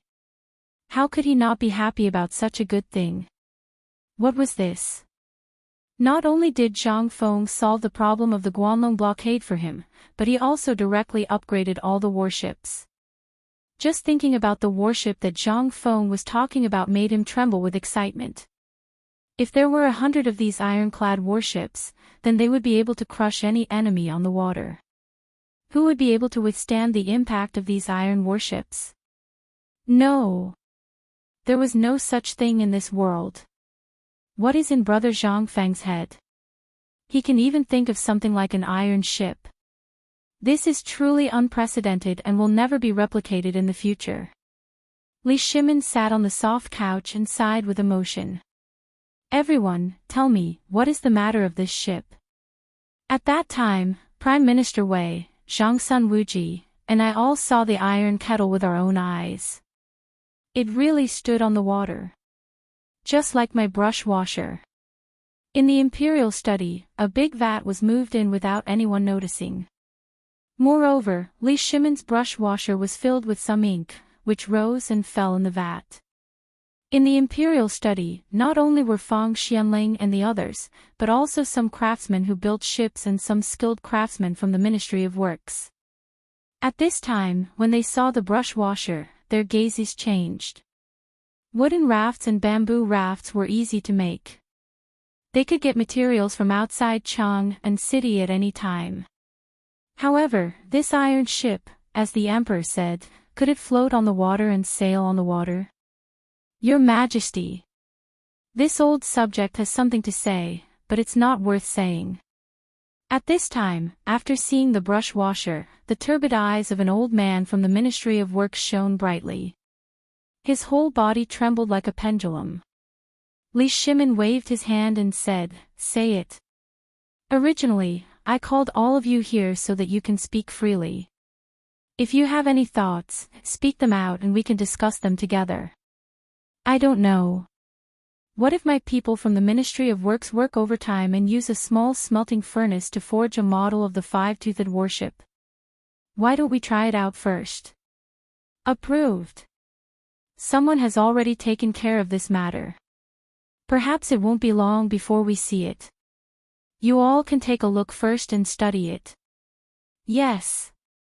The old man was slightly disappointed, but the passion in his eyes did not diminish. Iron ship. Furthermore, it was a lump of iron that was made entirely of iron. If it could float on water like the brush washer and sail, then, the Tang Dynasty only needed one fleet to sweep the world. Your Majesty. If you don't consider the price of iron, I can make these things. But the problem is that all the iron mines in the Tang Dynasty are basically controlled by Guanlong and the 5 clans and 7 kings. What we need, we have to buy from them. If they find out about this and stop selling to us, or if the price suddenly increases, then the cost. It will definitely be an astronomical figure. Now that the Tang Dynasty's national strength is weak, we shouldn't do this now. Let's not talk about whether it will succeed, just the cost and the time it takes to build an iron ship is already an astronomical figure. At this time, a minister of the Ministry of Works also raised an objection. Li Shimin frowned slightly. We'll talk about this later. Right now, I just want to know whether this ship can float and whether it can solve the current crisis. As for the iron mines, money, these are all things for the future. Li Shimin's mood, which had just improved a little, was ruined again, making him very uncomfortable. However, he directly rejected the words of the Ministry of Works. In any case, you should at least let me be happy first, right? We don't have money now. As long as we solve this crisis and completely open up trade, will the Tang Dynasty be short of money? At that time, you can just wait to sit in a pile of money and worry about it. Seeing Li Shimon's objection, everyone who wanted to speak out against it fell silent. Now was indeed the best time to solve the current problem. The ship could only be built after this matter was over, and there was no sign of it yet. A moment later, the people of the Ministry of Works hurriedly appeared in the imperial study under the lead of Xiao Gizi. In his hand, he was holding up something covered by a red cloth. The thing was about the length of an arm and the size of 2 adult palms. It looked a little like a ship. Your Majesty, the ship has been built. Your Majesty, please inspect it. It's done. Hearing that, Li Shimon got up from the soft couch, hurried to the man's side, and lifted the cover of the iron ship that was still emitting warmth. The ship was built according to the model of the 5-toothed warship, except that it was made of water. Looking at it, it gave people a sense of heaviness. Li Shimon took the iron ship from the man's hands with both hands and then put it in the water. However, under everyone's gazes, the ship. At this moment, when Li Shimon put it in the water, the hull of the ship tilted and fell into the water. With a clink, it sank to the bottom of the tank. Everyone was dumbfounded. This ship.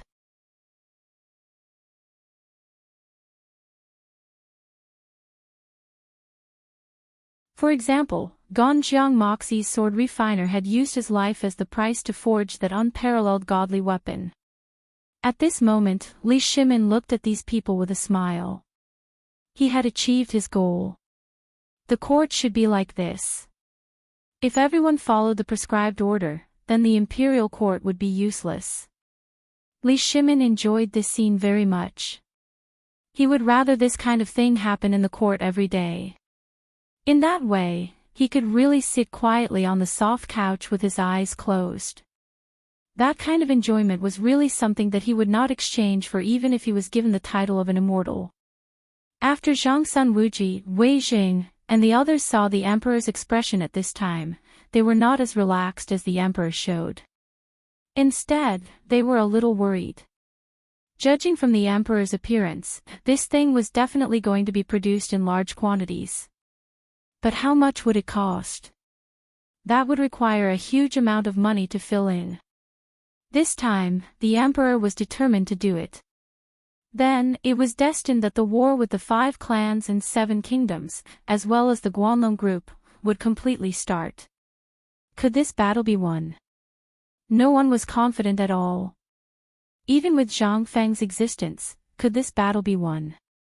Wei Zheng was silent. Zhang Sun Wuji also stopped smiling. Even Fang Xianling, Du Ruhui, and Qing Yao Jin were frowning at this time, thinking about something. At this moment, the imperial study was extremely strange. The people from the Ministry of Works were cheering and crying tears of joy. On the other side, the dukes were deep in thought with their heads lowered. The emperor, who was sitting on a high couch, was enjoying the sight of those crazy people crying and laughing at the same time. He also laughed along with them. After some time, little Gizi quietly pushed open the door of the imperial study from the outside. With a serious expression, he said something in Li Shimon's ear. It was this sentence that made Li Shimon furious. Smack! Li Shimon slapped the couch hard and shouted angrily, "Pass down the order. If anyone dares to spread rumors again, behead them." Everyone was shocked. Even the people from the Ministry of Works who were jubilant just now were now shocked. After Li Shimon gave the order, he turned around and said, "I will give you 3 days to make the bottom of all the merchant ships with pointed anchors for me. Otherwise, behead them."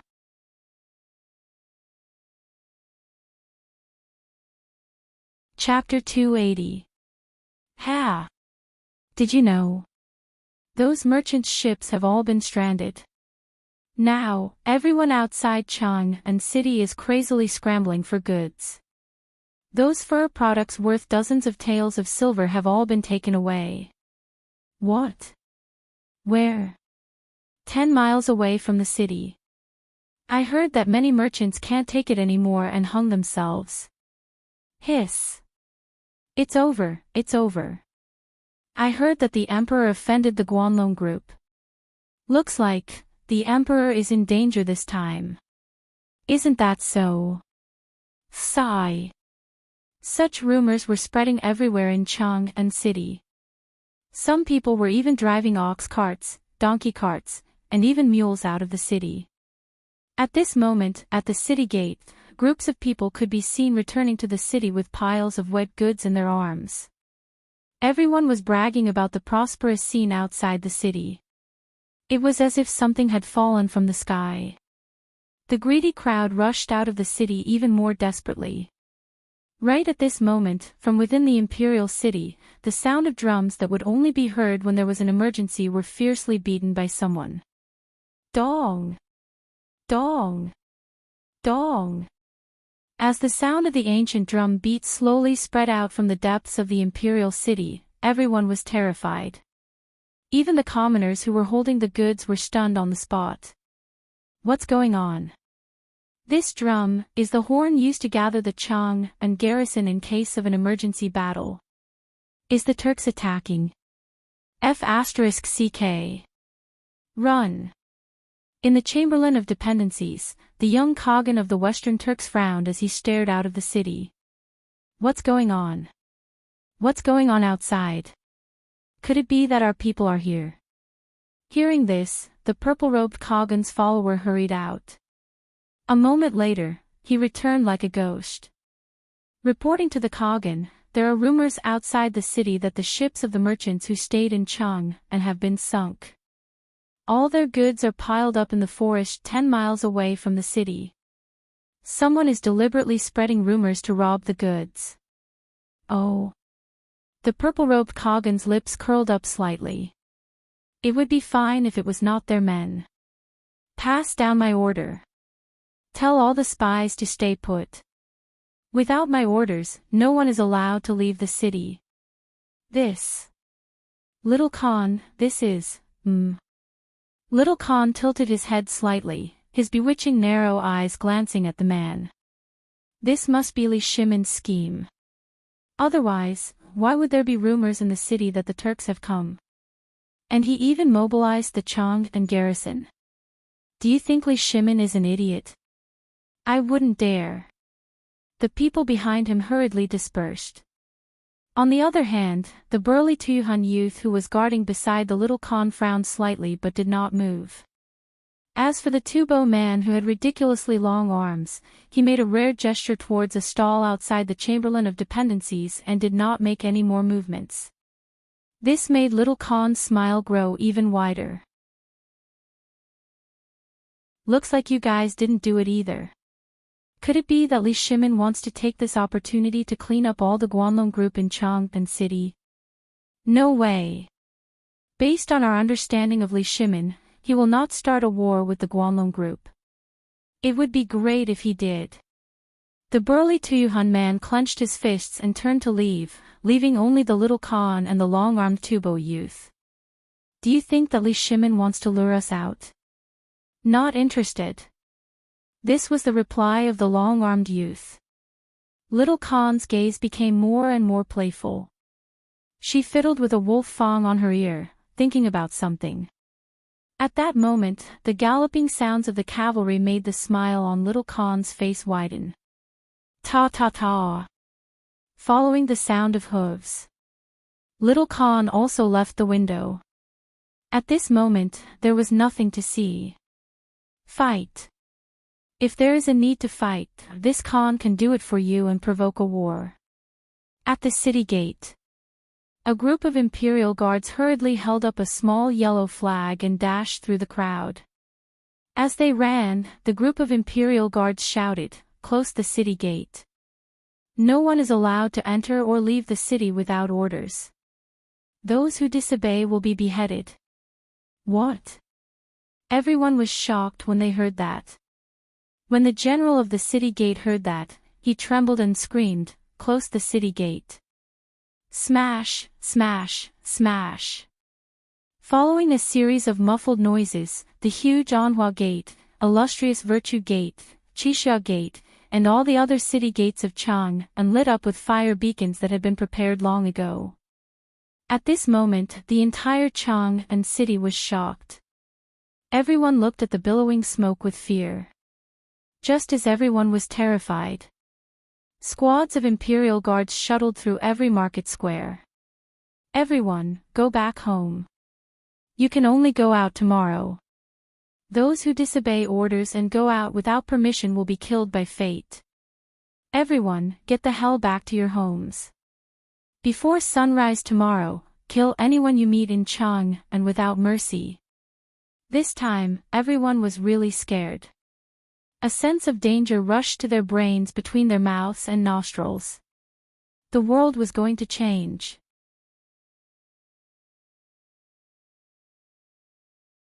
Chapter 281. On the 10-mile hill outside Chang and city. At this moment, all of Qing Yaojin's soldiers, who were disguised as guards, surrounded the goods that were piled up like a mountain behind them. The modeo in their hands had already been drawn, but in the face of the red-eyed commoners, they also panicked. If they were bandits or anyone else, they would have been overpowered by now. However, they were facing the people of Chang and city. Their eyes were bloodshot at that moment. They held wooden sticks, stones, hoes, sickles, and other items high in their hands as they approached. At that moment, as the leader of this group of soldiers, Qing Baijia had a headache. Looking at the approaching people, he did not know whether to kill them or not. "Boss, what should we do? Should we kill them or not? Boss, say something. If this goes on, we won't have a way out." "That's right. Boss." Qing Baijia sighed, gritted his teeth, and said in a low voice, "We are all elders of Chang and city. Do not hurt anyone unless absolutely necessary." It was a difficult order, but he was still smart enough to be the leader of the soldiers. If news of him killing people outside Chang and city spread, it would definitely cause a huge commotion in Chang and city. Not only would the emperor be implicated, but even the emperor and many others would be implicated. He did not dare to do that. He would rather be beaten to death than to do it. That was a military order. It was also a responsibility. However, this responsibility made them feel a slight chill in their hearts at this moment. Were the people they were supposed to protect such people? Qing Baijia's retreating footsteps eventually bumped into a tree. "Fellow villagers, I know that someone is trying to mislead you. These goods are related to the Tang Dynasty and the safety of Chang and city. I believe that you are all reasonable people. Everyone's hair has turned white because of this. You even took part in the river washing operation yesterday. Have you all forgotten? Get lost. You bastard, what do you know? These things were all discarded by the merchants. Why can others pick them up but not us? You want to take them for yourselves, don't you? That's right. I remember now, you are Qing Yaojin's official soldiers. What kind of person was Qing Yaojin? That Mothif Kerr is an insatiably greedy person. Brothers, go and snatch it for me." "Yeah. You guys don't know Qing Yaojin. He had robbed hundreds of women in Longyu. Don't tell me those people should all be robbed. Go. The owner of these things is dead. Why can other commoners snatch them but we can't? It's obvious that Qing Yaojin wants to keep it for himself. Otherwise, why would his people appear here? Bullsh *T. Who the hell cursed Lao Tzu to die?" At this moment, the merchant hiding behind the soldiers could no longer sit still. He was so angry that he jumped up and wanted to see who was cursing him. Mothif *Kerr, Lao Tzu is showing off his goods here. Mothif *Kerr, who are you guys? Do you dare to stand up for Lao Tzu? Mothif *Kerr, you want to snatch my goods. If it weren't for these official soldiers, I think all of you would have been beheaded. As the merchant cursed, the crowd finally slowed down. However, a few discordant voices sounded from the crowd again. Yo! Isn't that the Qing family's housekeeper? You're so quick to say that these things belong to the Qing family. Look, fellow villagers. He's talking about the Qing family. What are you waiting for? Snatch it for me. As he spoke, someone threw a fist-sized rock at Qing Baijia's face. Only a bang sound could be heard. Qing Baijia fell stiffly to the ground. The crowd suddenly fell into a dead silence. Someone died. Moreover, it was a military officer who did not look young. This time, they were in big trouble. Some commoners came to their senses and subconsciously threw away the rocks and wooden sticks in their hands. Looking at the blood gushing out of the smashed head like a fountain, many commoners' legs trembled. They finally woke up. That's right. Even if the Qing family wanted it, what did it have to do with them? How could they fight with the Qing family? Moreover, these things came from the treasury. They would not be so stupid as to snatch things at their doorstep, right? That was a stupid thing to do that would cost Qing Yao Jin and Duke Qing their lives. Moreover, Duke Qing only had one fierce wife in his family, right? She was famous in Chang and for being ruthless. Would he dare to find a concubine in Longyu? This, everyone hesitated. However, at this moment, a commotion broke out in the crowd once again. Heavens! Someone died. Fellow villagers, hurry up and snatch it. If we kill these soldiers, no one will know that we did it. Otherwise, our property will be confiscated and our ancestors exterminated. Quick, kill them. However, this time, a sharp sound of something breaking through the wind was suddenly heard from the crowd. Whoosh! Following the sound, a man in the crowd fell to the ground with a thud, and an arrow was still quivering rapidly on his forehead. Silence. Silence. There was a deathly silence. Everyone was aghast. As for the Qing mansion soldiers, they looked at the 10-mile slope with a smile on their faces. They thought that they were going to die.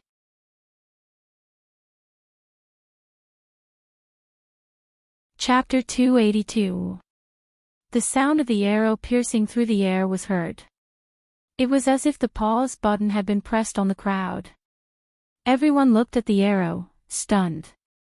At this moment, some people in the crowd raised their heads in horror and realized that there were hundreds of imperial guards with bows and arrows standing on the tree branches above their heads. On the hill behind him, Wei Shuyu, who was dressed in shining golden armor, was slowly putting away the crossbow in her hands. At this moment, a young man wearing a bright yellow robe on a white horse also slowly urged his horse to stand on the hill.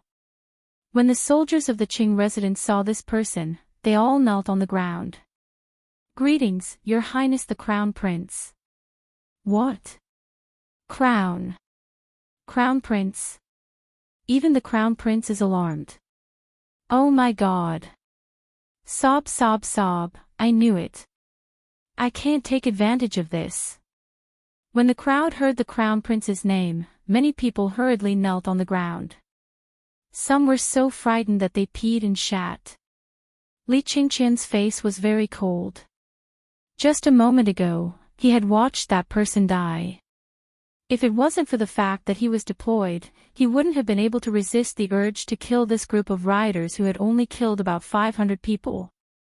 At this moment, Wei Shuyu urged her horse forward and said calmly, Qingqian, leave this to me. You're too impulsive. You can't do this. As she spoke, Wei Shuyu shouted coldly, everyone, kneel. Anyone who doesn't kneel will be treated as a mob and shot to death. Kneel. Instantly, a large group of imperial guards rushed out from all over the mountain and shouted angrily in unison. At this moment, all the citizens finally panicked. Above them, the imperial guards drew their bows even more. It was as if they would immediately shoot anyone who did not kneel. At this moment, among the people kneeling on the ground, someone lowered his head and shouted in horror, Your Highness the Crown Prince, the Imperial Guards are killing people. Are you not going to do anything? Whoosh! However, what awaited him was a cold arrow. This made all the citizens even more panicked. Wei Shuyu did not seem to see it. She continued to urge her horse and looked coldly at the crowd. I'm sure all of you know what these people mean. I know that most of you have been bewitched, but I also know that many of you are purposely trying to create chaos and send you to your deaths. I'm not a murderous person. My name is Wei Shuyu, and I'm the captain of the Golden Guards. My father is Wei Jing, and I'm sure you all know my father's name. I'll give you a chance to turn over a new leaf. Remember, I'll only say it once. If you know each other, as long as you tell me your home addresses and who else is in his family, I will let you go. After the Imperial Guards in the city investigate, they will let you go home. However, if you are still lucky, then I, Wei Shuyu, will use the authority of the Golden Guards to convict you of treason. Your Highness. May I ask how the crime of treason should be decided? Wei Shuyu didn't even turn around. The bright silver spear in her hand was even colder. Li Qingqian said indifferently, 9 familial extermination. Hearing this, everyone was terrified. Among them, some could no longer sit still. They all stood up and reported their homes. I'm Wang Guden. I live at the foot of the 10-mile slope. There's a big chestnut tree at the door.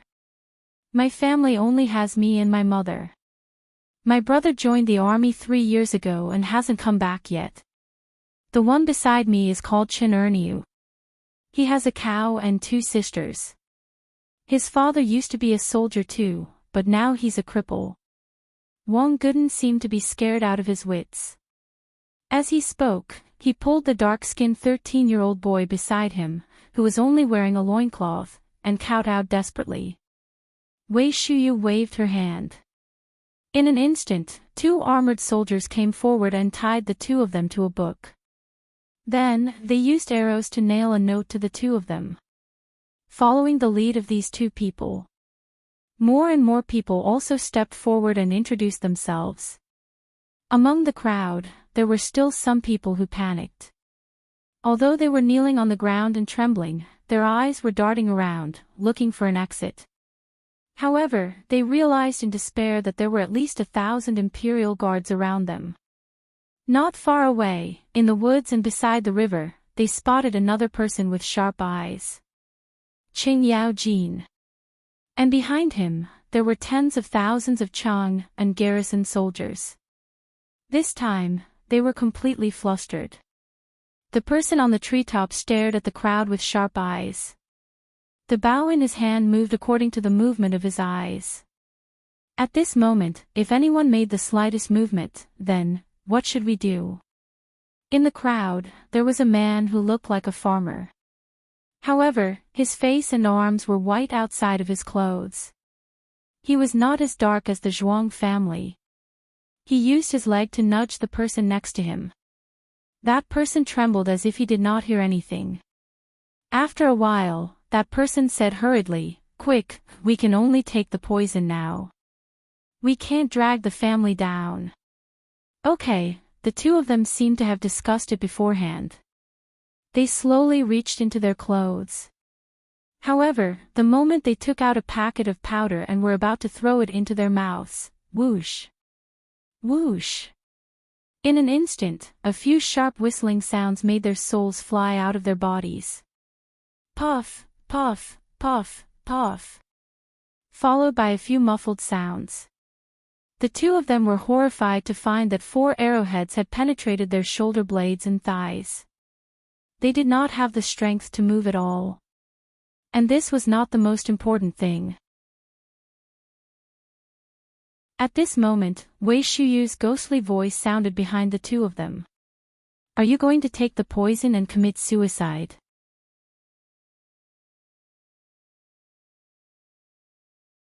Chapter 283. Hundreds of people were able to clean up the mess quickly. In less than 2 hours, more than 70 people had been picked out from the crowd of more than 700 people. What a terrifying number this was. It was these 70-odd people who had almost caused Qing Yaojin to be branded with an indelible infamy. It was even a tragedy where his family would be exterminated. There was even something deeper. However, at this moment, Wei Shuyu waved her hand and ordered these people to be sent to the prison in Chang'an City to await the emperor's punishment. The rest of the people had either committed suicide by taking poison, or they were tied up and hung from a book.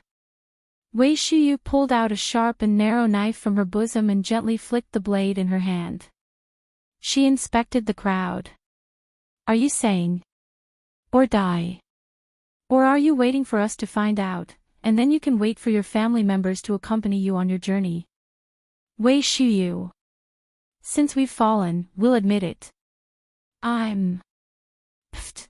Without waiting for him to finish, the knife in Wei Shuyu's hand gently slit his neck. It was like cutting pork. He. Before that person could finish his words, only streams of blood were left, accompanied by gurgling sounds from his throat. The mournful sound made the people who were tied up tremble in fear. Speak. If anyone reveals the mastermind behind this matter, I guarantee that you and your family will be able to live out the rest of your life peacefully. Otherwise, you can try the interrogation methods of the Jinwu guards. Don't think that I don't know anything. You're backed by the Guanlong group, aren't you? When everyone heard this, their eyelids couldn't help but twitch. But that was all. If they still didn't know by now, then they would really be fools. Shuyu, take them back to the Supreme Court. At this moment, Qing Yaojin urged his horse forward. He didn't even look at these people. He waved his hand and said, string them up one by one for Lao Tzu and drag them all the way back to Chang'an. Hearing this, Li Qingqian wanted to say something. But in the end, he didn't say it. Qing Yaojin glanced at him and didn't say anything. With a wave of his hand, he ordered the tens of thousands of soldiers of the Chang'an garrison to guard these merchants in the woods. Then, he led the imperial guards back to Chang'an. On the way, Qing Yaojin looked at the pale-faced Li Qingqian and asked, does the crown prince feel that our methods are too cruel? Yes. Uncle Qing, since the matter has been investigated, why don't you give them a quick death? Why do you want to do this? Qing Yaojin fell silent. He pointed at Wei Shuyu and said, Shuyu is a good kid. Have you ever thought that if you show even the slightest bit of mercy today, then you don't deserve to be the emperor? You are still too young to understand these things. Learn from your father and talk to brother Zhang Feng more. You will understand that this world is not as beautiful as you imagine it to be. You've heard it too. If my subordinates couldn't hold themselves back and killed these commoners today, and you happen to be here, can you imagine the consequences? Li Qingqian closed his eyes in pain. However, the insults those people said to Qing Yaojin still flashed in his mind. If it were him, he would definitely order people to kill them. If you really want to kill them, then you have fallen into a trap. Qing Yaojin's eyes flashed with horror.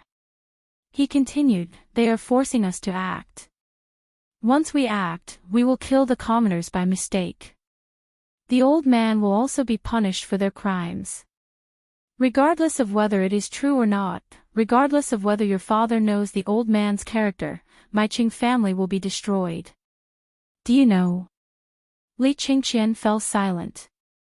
At this time, if he still didn't understand, then he would be a fool. It was also at this time that Li Qingqian realized the treachery. He had always thought that the Guanlong group was just a group of merchants. However, after investigating yesterday, he was shocked to find out that the earliest incarnation of the Guanlong 8 great families was actually the Northern Army and a group of merchants who formed an alliance. After all these years of development, they had even infiltrated many people in the imperial court. Uncle Qing, I understand now. It's good that you understand. In the future, learn more from your father. Actually, you don't understand your father. The atmosphere fell silent again. This was because they had already arrived at the city gate. A large group of people had gathered at the city gate. They had snatched the goods and were preparing to enter the city. At this time, they were cursing the guards on the city wall. When they saw Qing Yaojin and the rest, they surrounded them again. Qing Yaojin's eyes turned cold. He waved his hand and said, "Arrest all those who have goods in their hands." Li Qingqian was shocked. He hurriedly asked, "Uncle Qing, these are commoners. You can't arrest them. And this is the city gate. If you arrest them, it will definitely cause a commotion." A commotion? Qing Yaojin smiled when he saw the imperial guard swarming forward. "Do you know that the goods outside the city haven't decreased at all? Then tell me, where did these goods come from?"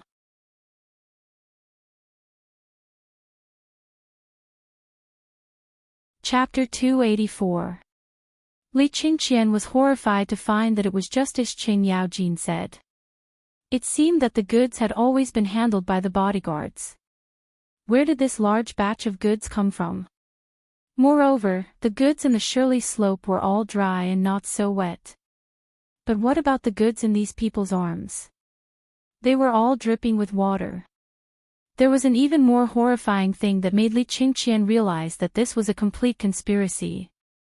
As early as noon, he had received a rumor that the ship was seriously damaged and all the goods were forced to move to the Shirley slope. At this time, in such hot weather, even if they were soaked in water, they would not be dripping with water. But what about the goods in these people's hands? They were all dripping with water. The Guanlong group's conspiracy was really vicious. Li Qingqian suddenly felt a chill down his spine. He did not know how many more conspiracies were waiting for him in Chang'an City. It was already like this outside the city. When he left the city, many people had already sneaked into the city. Then, inside the city, he did not dare to think about it. He only hoped that the people in the city were controlled. Was this a battle between two forces? Li Qingqian suddenly had a suspicion. He wondered what he would do if he was in charge of this matter. He could not think of it. That was the most terrifying thing.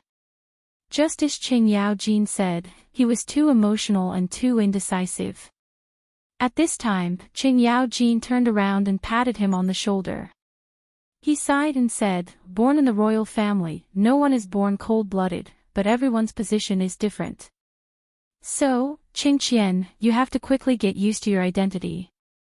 Your identity is the crown prince. All the indecisiveness is holding you back and may even lead to the destruction of the Tang Dynasty. So, quickly become stronger. After all, we are all old." Hearing that, Li Qingqian's expression suddenly changed. Looking at Qing Yaojin's fluttering hair under the golden helmet, it had already turned gray. Only then did he remember that his imperial father was also like this. "Thank you, Uncle Qing. I understand. Ha ha ha ha. Let's go into the city." Qing Yaojin did not even turn his head. He smiled and waved his hand. Only then did the crowd slowly escort the hundreds of people into Chang'an. Smash smash smash. When the heavy city gates slowly opened, a loud noise could be heard. Qing Yaojin, who was wearing a mask, walked in front of the crowd with a long-handled battle axe in his hand. His entire body was emitting waves of murderous aura, causing those who were still at the city gates to be aghast. What's the situation? Look! Demon King Qing can't even take out his weapon. Heavens! Could it be that he killed all the people in the 10-mile slope? Look at the people behind their horses. F***CK. Why were they scurrying around like dumplings? Is this even something a human would do? Damn it, if Devil King Qing doesn't do this, he doesn't deserve to be called Devil King Qing. Damn it. Is this a rebellion? How dare he slaughter the people of the Tang Dynasty in public? I'm afraid he's going to rebel. Behind Qing Yaojin, Wei Shuyu also put down her mask. Even Li Qingqian put on a veil. They were not afraid of these people, but of Zhang Feng. They were afraid that Zhang Feng would join in the crowd and see their faces. At this moment, someone in the crowd exclaimed, "Look at the one with the veil. He's the crown prince." Li Qingqian, the crown prince, dares to do it in broad daylight. Oh my God. What's going on? The commotion in the crowd started with a buzzing sound, but after everyone saw Li Qingqian, their voices suddenly rose a pitch, as if they were afraid that others wouldn't know that he was the crown prince. Li Qingqian did not even look at those people. He even treated them as if there were flies buzzing in his ears. When the crowd stepped into Chang and City, Qing Yaojin pulled on the reins of his horse and waved his hand. In an instant, the general guarding the gate hurried over. "Let me ask you, did you send out an order to forbid all the citizens from leaving?" "Your Highness, General Qing, this matter has already spread throughout Chang and City. However, for some reason, these people are unwilling to leave." "Oh. Didn't you hear the order of the Imperial Guards?" Qing Yaojin waved the battle axe in his hand and glanced at the crowd coldly as he asked. However, no one answered him. "Very good. Very good. Your Highness, if it's you, how do you think these people should be dealt with if they are unwilling to return to their houses despite knowing that there is an imperial edict?" This was a test. Li Qingqian understood. His gaze swept across everyone's face, then he gave a fist salute and said, "Uncle Qing, these people are not ordinary people." "Oh. Why do you say that?" Qing Yaojin's interest was piqued. "Look at these people. Although they seem to be wearing the ordinary clothes of commoners, look at their skin. It's not as dark as commoners' skin. This means that they have not been exposed to the sun much. As ordinary people, how can they not be exposed to the sun?" "That's right. Congratulations, Your Highness. You have an epiphany." Qing Yaojin gave a fist salute sincerely and asked again, "Do you think we should kill these people? Arrest them? Or release them?" "Arrest them." "Good. Guards. Capture these traitors for this general. In addition, investigate everyone in the city. Do not let any house go. Arrest all those who participated in the robbery outside the city." "Yes."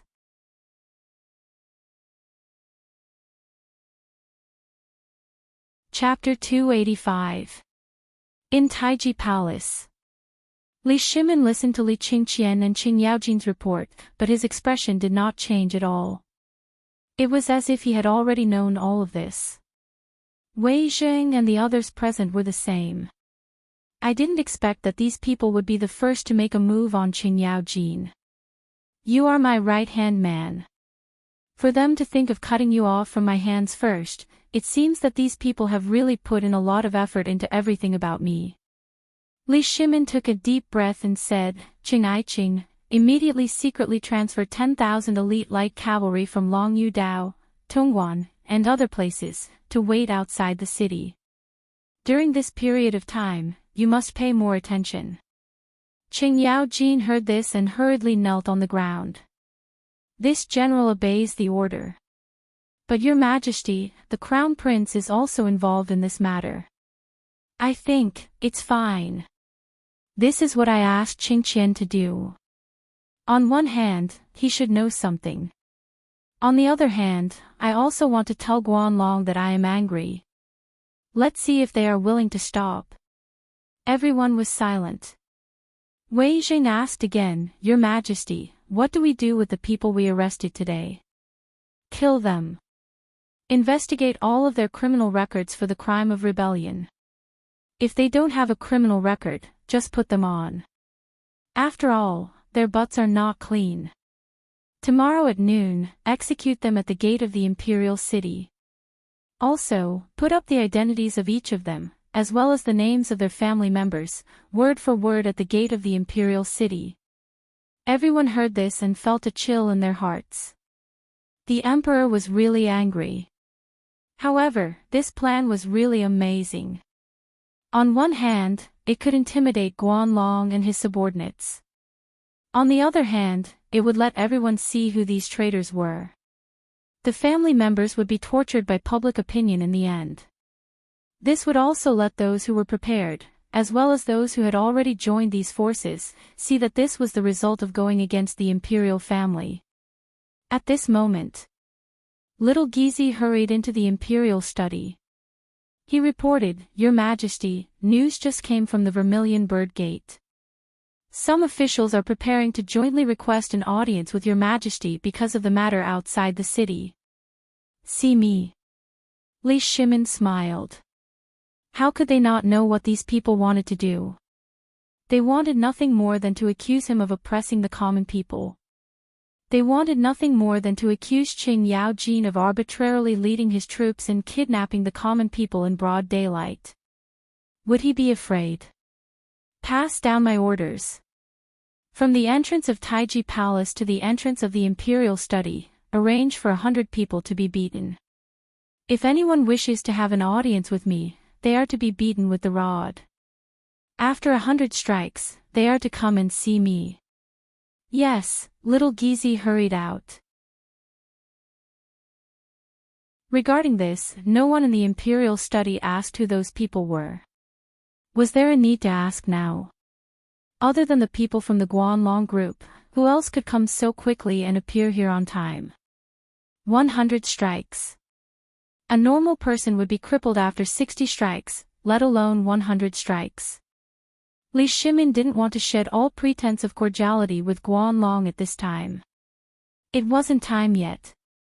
If they really dared to do so at this time, then, he no longer cared about anything else. Daring to openly mutiny was a crime worthy of extermination. He, Li Shimin, had already given Guanlong a lot of face by doing this. "Your Majesty, although we stop these people today, it's inevitable that such things will happen in the future. This old minister thinks that it's better to have a foolproof plan. Otherwise, if it continues like this, then the imperial court, yes, Your Majesty, this can't go on.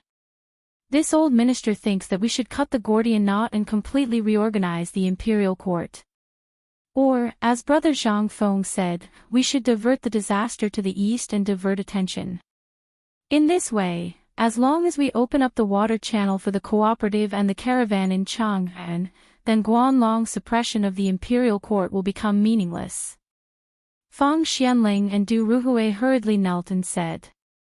Li Shimin touched his chin, thought for a moment, and asked, "There are still 3 days before the retired emperor's birthday. I'll give them 3 days. If they still don't repent, then I'll really go north and personally see what the Guanlong group is doing." Li Shimin had had enough. This cooperative and the new business model are mutually beneficial. Your Guanlong group will also be bribed because of this, and I won't be too embarrassed. But do you really think that I'm a pushover? You want to take it all for yourself. You want to get your hands on the economic power of the Tang Dynasty. Last time, when I removed the Minister of Works, it was already a warning to you. I didn't expect that this time, not only did you not understand the meaning of it, but you even went from bad to worse. Good. Since you want to fight, then do you think I'm afraid of you? Now, make 2 preparations. On the one hand, Fang Xianling and Du Ruhui, from today onwards, you two will thoroughly organize the details of all the good merchants in Chang'an. On the other hand, Zhang Sun Wuji, you and Wei Jing quickly investigate the disaster situation in Tubo, Tuyuhun, and the Turkic territory. If Tubo can wait, then I'll add fuel to the fire. I'll make him unable to sit still. The public opinion created by the Guanlong group this time has given me a good idea. Send it to these 3 countries as it is. I'd like to see how long they can wait. This minister obeys Your Majesty.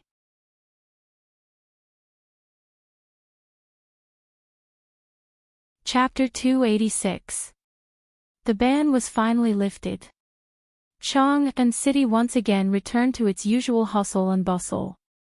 However, this hustle and bustle hid a lot of fear. Yesterday's incident left a deep impression on everyone. A group of rebels actually rioted right under the emperor's nose, tricking them into robbing the emperor's goods. What was this?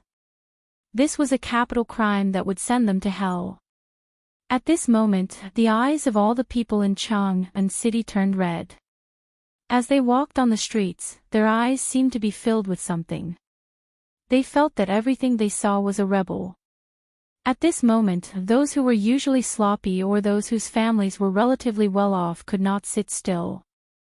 They always felt that there was a pair of eyes staring at them from behind all the time. Tong Huifang was located in an ordinary house on the right side of the intersection of Changxing Market. On one side of the market, there was a dessert shop called Yisin Dessert. This dessert shop was quite famous in Chang and city. It was loved by the ladies of noble families and the people on the street. Every day, when the market opened, there would be a large group of children at the entrance. They would stare at the shop eagerly and sniff the smell of the desserts floating in the air from time to time. Every time this happened, a young maid in the shop would bring some broken desserts that could not be sold and distribute them to the crowd. Only then would the crowd disperse in satisfaction. However, today, Yisin Dessert Shop was not open. Why? Because yesterday, the little maidservant picked up a hairpin from who knows where. Moreover, it was an emerald green hairpin. It was said to be from Junla. It was one of the goods this time. At this moment, everyone in the house panicked. The owner of the house was surnamed Zhang. He was an honest businessman and had a kind personality. However, when he found out about this, he went to the yamen with his maidservant. However, it had been 2 hours and no one had come back. The family head's wife was anxious. This time, it was really a big deal. She heard that a lot of people were arrested yesterday. If something happened to the master, what would happen to the family? Just as the family head's wife did not know what to do, an old woman in Zhang Mansion whispered to Zhang Lushi, "Grandmother, don't worry.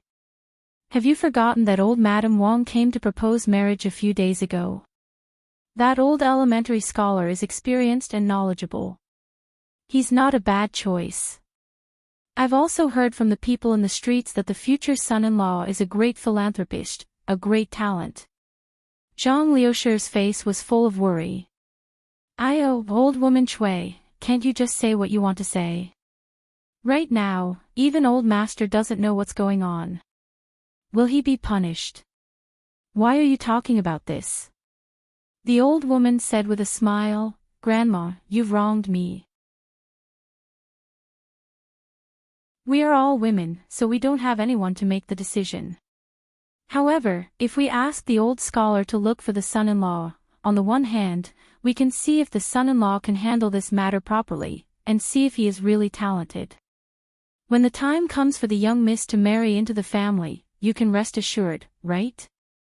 On the other hand, I heard that young master, that's enough. We haven't even started dating yet, and you're already calling him son-in-law." Although Zhang Lushi was scolding, she glanced at the ear in the crack of the door in the inner room and felt as if she had eaten honey in her heart. "Well, quickly go find the old scholar and tell him everything about the family. As a matchmaker, if he doesn't do his best, then the old scholar will miss my daughter." "Mother. This. I mean, can you let Chui go with you? It's not convenient for me to go out, but Chui can help us to see if that Zhang Feng is really like what the rumors say."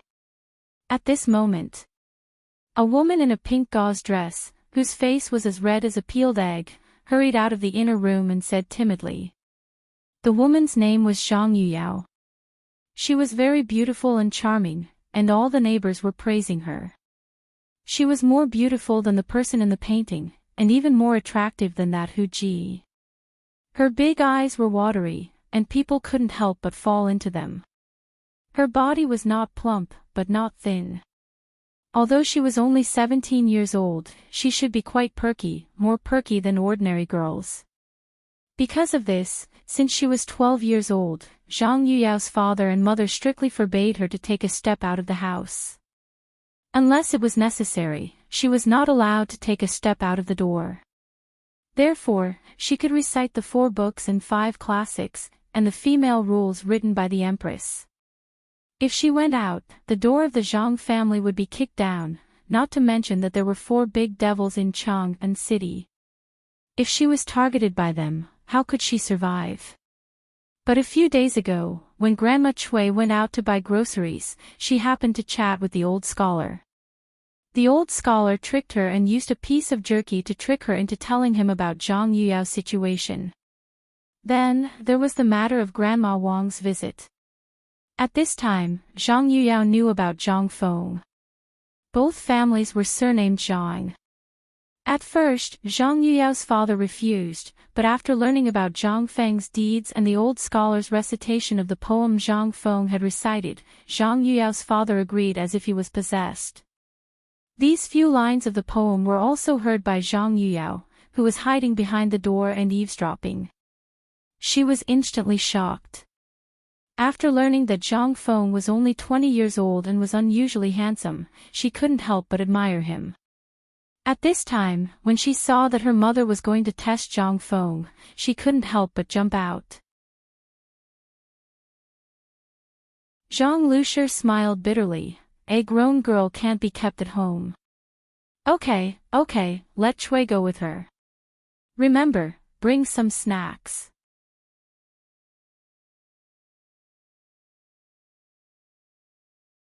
Chapter 287.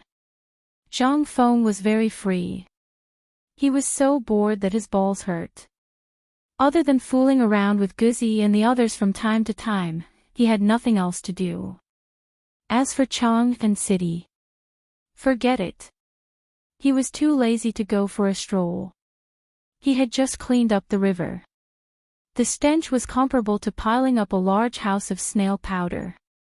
One smell would make him feel like he was in heaven. How would he dare to go out? Even if it was his favorite crooked tree, he was too lazy to sleep under the shade of the tree. Now, he was hiding in the backyard and drinking wine. It was quite beautiful. Most importantly, as soon as he went out, he would see Lao He sighing and scolding him indirectly.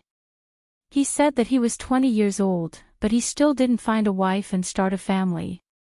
He was like a wild child who didn't want to make progress. Zhang Feng's ears hurt when he heard that. He might as well hide here and enjoy the peace and comfort. But thinking about it, Zhang Feng felt a toothache again. He had a lot of skills, but the damn system threw a tavern to Lao Tzu at the beginning and then disappeared. Damn it! What did it want Lao Tzu to do? He didn't dare to leave. What if this was a task from the system? But if he didn't leave, damn it, how long would he have to wait? The more he thought about it, the angrier he got. He wished he could drag the system out and give it a good beating. He was the man who would always sit side by side with the emperor in the future. How long would he have to wait? However, Zhang Feng took a big gulp of wine and stopped being angry with himself. Why was he angry with him? After thinking for a while, Zhang Feng stopped thinking about it. Instead, he began to think about all the things that had happened recently. Recently, he had been involved in a lot of important matters in the imperial court. He couldn't figure out what the emperor was planning. With his supernatural power, he must have known about his existence. But until now, he didn't say anything. That wasn't right. Could it be that there were too many spies like Guanlong and Tubo, so he was secretly protecting me? So he didn't expose me. Zhang Feng's back was drenched in cold sweat. He thought of the nest of Turkic spies next door. Dispatching the golden guards in the middle of the night, was this domineering? Or, Zhang Feng didn't dare to think further. It was better to stay a little further away from that foul place. At the very least, he had to wait for the emperor to settle all his affairs before he could enter the imperial court as an official. Otherwise, before Lao Tzu could enter the imperial court as an official, he would be F***king killed. At that time, he would have nowhere to cry. Thinking of this, Zhang Feng secretly made up his mind. In the future, if there was such an important matter in the imperial court, he didn't care who it was. In any case, whatever he could think of, the emperor had already thought of it. Feng Zi. At this moment, a sound came from outside the door. When this voice rang out, it gave Zhang Feng a huge fright. The wine pot in his hand also fell to the ground, clang. There was a crisp sound. Now, there was no way he could dodge. Zhang Feng stood up, speechless. He shouted weakly, "Coming, coming. You're rushing me." He didn't need to think to know that the person who came was the old elementary scholar. At the very least, no one would be able to imitate the old elementary scholar's voice. Opening the door, as expected, there was an old elementary scholar dressed in a gray robe standing at the door. However, behind him stood a girl who looked to be about 15 years old. The girl was dressed in a servant's uniform. At this moment, Goboli was waiting with a food box hanging on her neck. Her large eyes were looking at Zhang Feng from head to toe. Old elementary scholar, are you an old cow eating young grass? Hearing this, the old elementary scholar's face stiffened. You little imp. Serve old man some wine. Bring some good wine.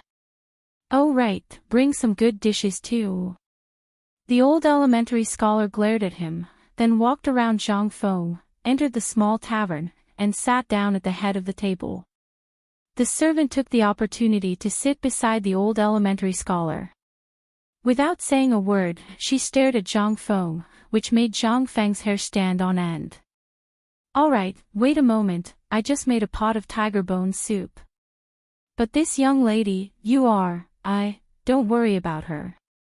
She's here to thank me for writing a letter for her and finding her family.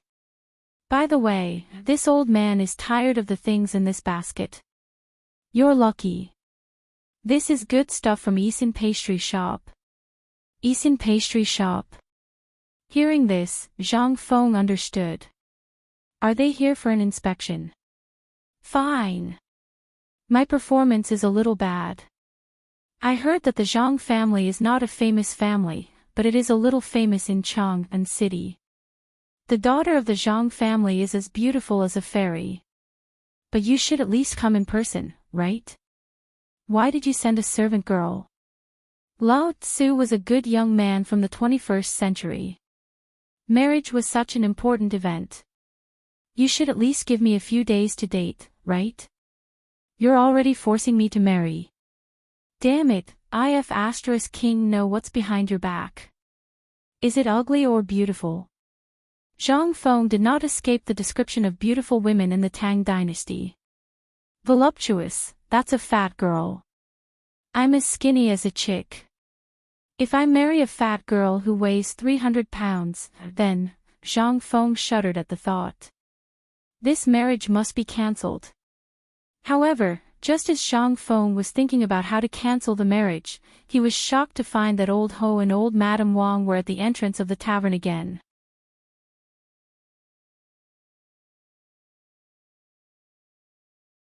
Chapter 288. Old He and old Madame Wang knew Chui. After meeting each other, they greeted each other. Old He stared at Zhang Feng. Feng, is this how you treat your guests? You don't even pour a cup of tea. Uncle He looked at Chui with a smile and took out a white clay pot from the counter. It was the last bit of tea leaves that Zhang Feng had stir-fried himself. Zhang Feng closed his eyes. He couldn't bear to look at it. The tea leaves of the Tang Dynasty were all foam. What did the people here call it? He threw the tea leaves into the pot and boiled them for 2 hours. Then, he hugged the big bowl and drank all of it in one go. The taste. It was no different from Chinese medicine. No. It was slightly better than Coptis chinensis. His tea leaves were all collected from outside the city using his connections and money. He had needed almost a caddy of tea leaves himself. Looking at the big handful of tea leaves in Old He's hands and the old scholar's eyes, Zhang Feng knew that he had completely given up on the pot of tea leaves. She angrily chopped a braised chicken into pieces in the kitchen, making loud noises. Then, he grabbed a big handful of salt and sprinkled it. "You're begging for death." A moment later, Zhang Feng slowly walked out of the kitchen with a large pot of stew containing all kinds of meat. Then, he gave everyone a small bowl of tiger bone soup and kept silent. What else could he say? Looking at the wine jar on the table and the tea leaves scattered everywhere, his heart ached. Ahem. The old scholar showed his generosity at this time. He said, "Everyone, let's eat. This little bastard is feeling sorry for his tea leaves today. Old man has heard of this before. I don't know if the palace has it, but I'm sure there's no such thing outside. And this meat, smell it. If Miss Zhang comes over, she definitely won't suffer any hardships. With Feng Zi's skills, he'll be able to earn a lot of money. Come on, let's eat." Little Chui had long forgotten what the old scholar had said. His hands were trembling as he held the wine bowl, and his cheeks were flushed red. Staring at the fragrant meat in the basin, she had long forgotten everything. After all, she lived in Xiang City with the sisters Zhang Yuyao. Usually, she could eat whatever the young miss ate. But compared to today's basin of meat, everything she ate before was pig swill. As for old lady Wang, there was no need to even mention her. At this moment, he was staring at the meat in the bowl and had already pounced on it. Old He was still all right. At the very least, they had been following Zhang Feng around for a period of time. Moreover, they were also considered as Zhang Feng's elders here. They could not lose face. Seeing that Xiao Chui wasn't eating, the old scholar personally picked up a piece of pig intestine or chicken neck and threw it into Xiao Chui's bowl. "Miss Chui, don't be so courteous. This will be your home in the future. Try Zhang Feng's cooking. When we go back, I'll ask Fengzi to bring some back for Miss and Mr. Zhang Feng." Okay. Thank you, old scholar. Thank you, young master. As she spoke, Xiao Chui imitated old lady Wang and ate. The old scholar and Old He looked at each other and then laughed. "Come, let's drink." Ignoring Zhang Feng's twitching mouth and ignoring the two of them also started drinking by themselves. A bowl of wine went down their stomachs. Old He sighed. Sigh. What a waste of such good wine. It would be great if Mr. Zhang Feng could try it. Isn't that so? Mr. Zhang Feng, by the way, your father-in-law is in a lawsuit. There's still no news about it until now. What does it have to do with me? Zhang Feng pursed his lips and tore a piece of chicken breast meat, minding his own business. However, when the meat entered his mouth, he suddenly wondered if he had put sugar or salt in it just now. Why did it taste different from before? Was it more delicious? Zhang Feng couldn't help but stick his finger into the bowl, dipped it in a bit of thick soup, and licked it in his mouth. Instantly, his head hurt even more. No wonder they ate without caring about their image. Lao Tzu wanted to prick them to death, but instead, he brought out the freshness. Zhang Feng couldn't eat anymore. This meal wasn't even for eating. Zhang Feng pretended not to know and asked, "Old scholar, since you're here today, let's get straight to the point." Okay. I'm waiting for the wine. Now, there's something I need your opinion on. The old scholar saw that and didn't hide it anymore. He said directly, "Your father-in-law, this matter hasn't even been set in stone yet. You should at least let me see the girl, right?" Zhang Feng directly interrupted the old scholar. The old scholar didn't mind. Fine. It's like this. Do you still remember what happened yesterday? One of the maidservants in Zhang Mansion had gotten a jade hairpin from somewhere. Moreover, it was one of the goods this time. Therefore, shopkeeper Zhang was very scared. He sent it directly to the yamen, but it's been almost 4 hours and she hasn't returned, not even a trace of news. So, the Zhang family is out of ideas, so they want you to come up with an idea to see what's going on. Zhang Feng frowned slightly when he heard this. This matter is a little difficult. The servant girl of the rich merchant got this jade hairpin from somewhere, and it was spread around the yamen yesterday. This is going to be difficult. The old scholar and the others heard this. Their expressions changed immediately. Fengzi, you have to think of a way to solve this matter. That's your father-in-law. Zhang Feng was speechless. How many times had he said it? Nothing was set in stone yet, and he was already addressing him as father-in-law. Zhang Feng couldn't help but stare at the old scholar angrily and roar in his heart. Why do men have to make things difficult for other men?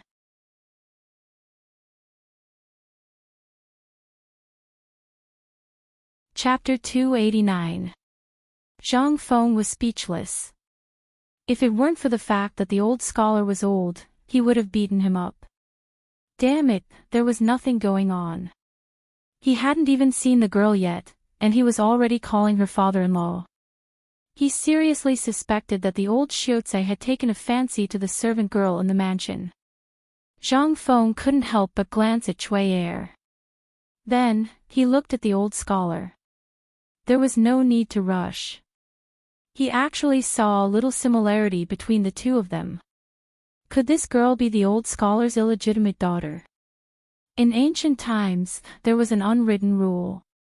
When a young lady got married, her servant girl had to accompany her as a concubine. Could this girl be the old scholar's illegitimate daughter? Otherwise, why would he care so much about her? The old scholar sat and waited. He didn't see Zhang Feng speak. Instead, he saw Zhang Feng's eyes darting between him and Cui Er. Not only that, his face revealed an expression of understanding. The old scholar was so angry that he raised his chopsticks and scolded him. He said that it was Zhang Feng who ruined his reputation. He clearly thought that Zhang Feng was overflowing with talent, but he didn't say anything. He even wasted his time here. He couldn't help but feel that it was a pity. He thought that if he could find a wife for Zhang Feng, it would make Zhang Feng feel better. However, he didn't expect that Zhang Feng would be so cruel and unscrupulous, treating his good intentions as ill intent. In an instant, old lady Wang, old He, and even Zhu Zi's parents, who were squatting at the door, couldn't sit still. They surrounded Zhang Feng and scolded him. Zhang Feng was so embarrassed that he felt that he had wronged everyone. After a long time, the pot of meat was turned upside down. The 5 jars of wine also made everyone dizzy and shut their mouths. At this time, the old scholar dizzily patted Zhang Feng's shoulder and talked about business. Feng Zi, you have to worry about your father-in-law. I know you know the 4 great demon kings. Hurry up and find them and think of a way. So this was the old scholar's plan. Zhang Feng suddenly understood. He hurriedly cupped his fists and said, all right, all right, all right. I'll go now. I must rescue shopkeeper Zhang today. You guys hurry up and leave today. I'll let Zi go later. Invite them over, okay? Zhang Feng directly asked him to leave. However, he knew that this wasn't a big deal. Since he hadn't returned yet, he was probably cooperating with the yamen to find out who this jade hairpin belonged to. He would definitely return safe and sound today. He had seen the notice too. Even the yamen had said that these things were not goods from the treasury. In other words, they were not goods transported out of the royal city. Moreover, these things were worth at most 100 copper coins. Who the hell would check for you? If you wanted, you could buy a few carriages in Chang and city. Therefore, shopkeeper Zhang was only squatting in the yamen symbolically to cooperate with the investigation. Finally, he sent away those people who were picking their teeth as they walked. Along the way, he also gave them some braised meat and a small jar of good wine. Only then did he send this group of demons away. However, what made Zhang Feng angry was that Cui, who was leaving, actually touched his hand and stuffed a piece of paper into his palm. He didn't know if it was intentional or not. Looking at the beautiful and hurried handwriting on the piece of paper, Zhang Feng suddenly had the illusion that he was in a middle school puppy love. I don't know you. I'm just curious today, so I sent Cui, to meet you. Please forgive me for my rudeness. Zhang Mansion, Yuyao. Yuyao. Zhang Yuyao. And a talented woman. Zhang Feng's headache became bigger. He didn't know if it was intentional or not, but Cui, was still at the door and didn't leave. She seemed to be waiting for a reply. Okay, Zhang Feng was also interested. This girl is interesting.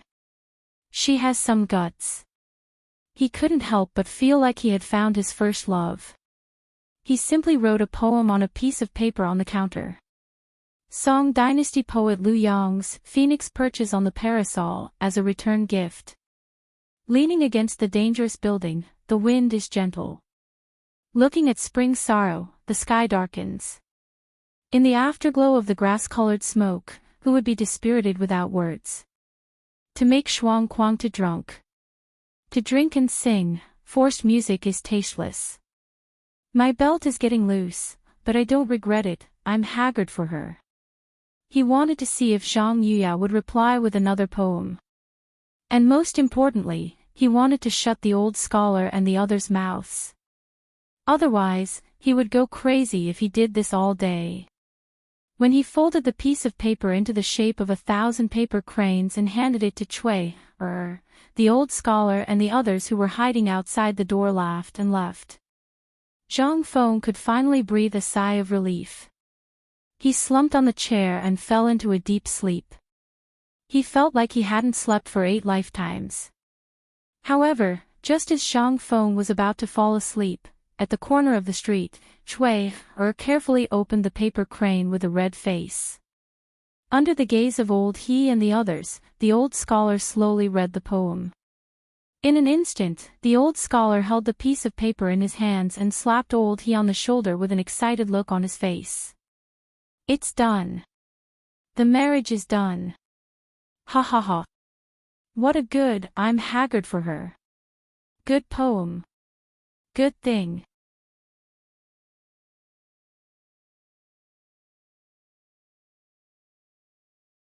Chapter 290. In the June sky, there were more locusts than mosquitoes. In the sky, they kept circling and opening their mouths ferociously, swallowing everything they encountered. At this moment, it was noon on the streets of Chang'an, but there were basically not many people walking on the streets. Most of them were hiding at home to enjoy the cool air. Some of them were squatting under the shade of the trees in 2s and 3s, flapping their straw fans. Zhang Feng was also hiding in the courtyard and refused to go out. It was not for any other reason. It was because Zhang Feng used the wooden board that he had changed previously and called a few carpenters to build a windmill according to his request. It was the kind of paper windmill that he played with when he was young. However, it was replaced with a wooden shaft. Then, large palm leaf fans made of whole palm leaves were inserted into the wooden shaft. Under Guzi's strenuous shaking, it brought a hint of coolness. Beside him, Zhuzi's sister, steamed bun, and a large group of black children stared at Zhang Feng with their big eyes as he told them stories. Zhang Feng was tired of talking. In an instant, Zhuzi would put an iron pot by Zhang Feng's mouth and let him take a sip. Then, Zhang Feng would exhale happily and eat the tiger jerky that steamed bun brought to him. Then, he would tell everyone happily again. He was tired of talking. Then, the jerky that he placed beside the reclining chair would become the children's delicacies. Guzi was very loyal. He did not participate in the battle to snatch the food. Instead, he hugged the handle of the windmill and refused to let go. This was the mission given to him by Big Brother Zhang Feng. Without Zhang Feng's orders, he would not teach it. Noon came to an end just like that. When the groups of words were fighting with the locusts in the air, Zhang Feng woke up. He looked at his arm and saw that there was not a single bump. The children in the courtyard did not make any noise either. Seeing him get up, Zhu Zi roared, "Stand up."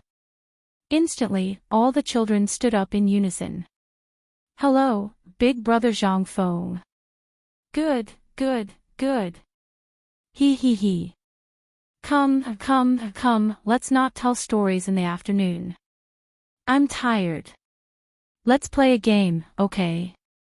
Zhang Feng didn't care whether the crowd agreed or not. He pulled out a wooden box from under the recliner. The tinkling sounds from inside instantly attracted the children's attention. As he spoke, Zhang Feng opened the box. There was a hidden compartment in the box, and there was a rolling steel column. Beside it was a string of sheep tendons tied to a stick. It was the only thing that was exposed outside the box. At this moment, Zhang Feng smirked. He pointed at the numbers in the box and said, "This is from 1 to 5, which means 1 is the smallest. If any of you can continuously eject marbles into this slot of 5, Big Brother will reward you with a gift, okay?" "All right." Although the children didn't understand pinball machines, when they heard Zhang Feng say that there was a gift, they couldn't help but be so excited that their eyes turned red. It was the first time Zhang Feng took the initiative to give them a gift. They really wanted to know what the gift was. Zhang Feng also taught them how to play in front of the children. Guzzi also stretched his neck to take a look. "Look! Pull this stick, pull it to the side of the wooden box, and then let go. The marbles will stick out. Just like this." As he spoke, Zhang Feng fiercely ejected the marbles. However, God didn't give him an eye. He wanted to show off for once, but he messed up. The marbles actually landed on one of the boxes. The children burst into laughter. Zhang Feng was anxious. Again. Just now doesn't count. Big Brother Zhang Feng is shameless. What's shameless? I'm talking about 5 times per person.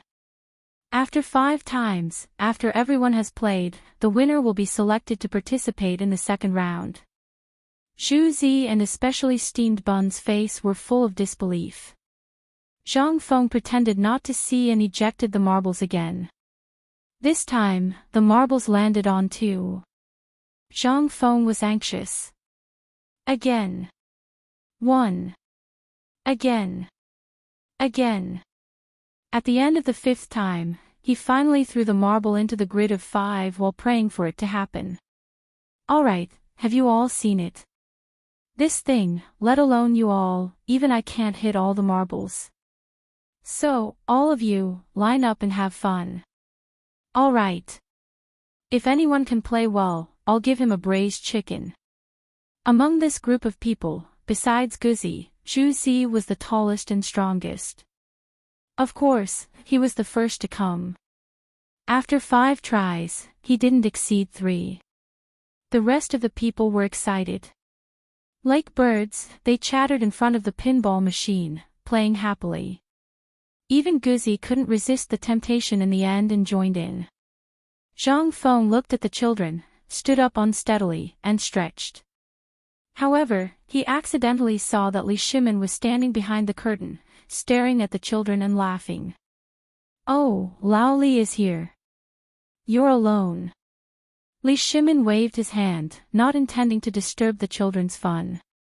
After entering the pub, Li Shimin looked Zhang Feng up and down and asked, "Brother Zhang Feng, since you like children so much, I heard that the neighbor arranged a marriage for you. It's the daughter of Yisin Pastry Shop. Why don't you marry her earlier and have a few more children?"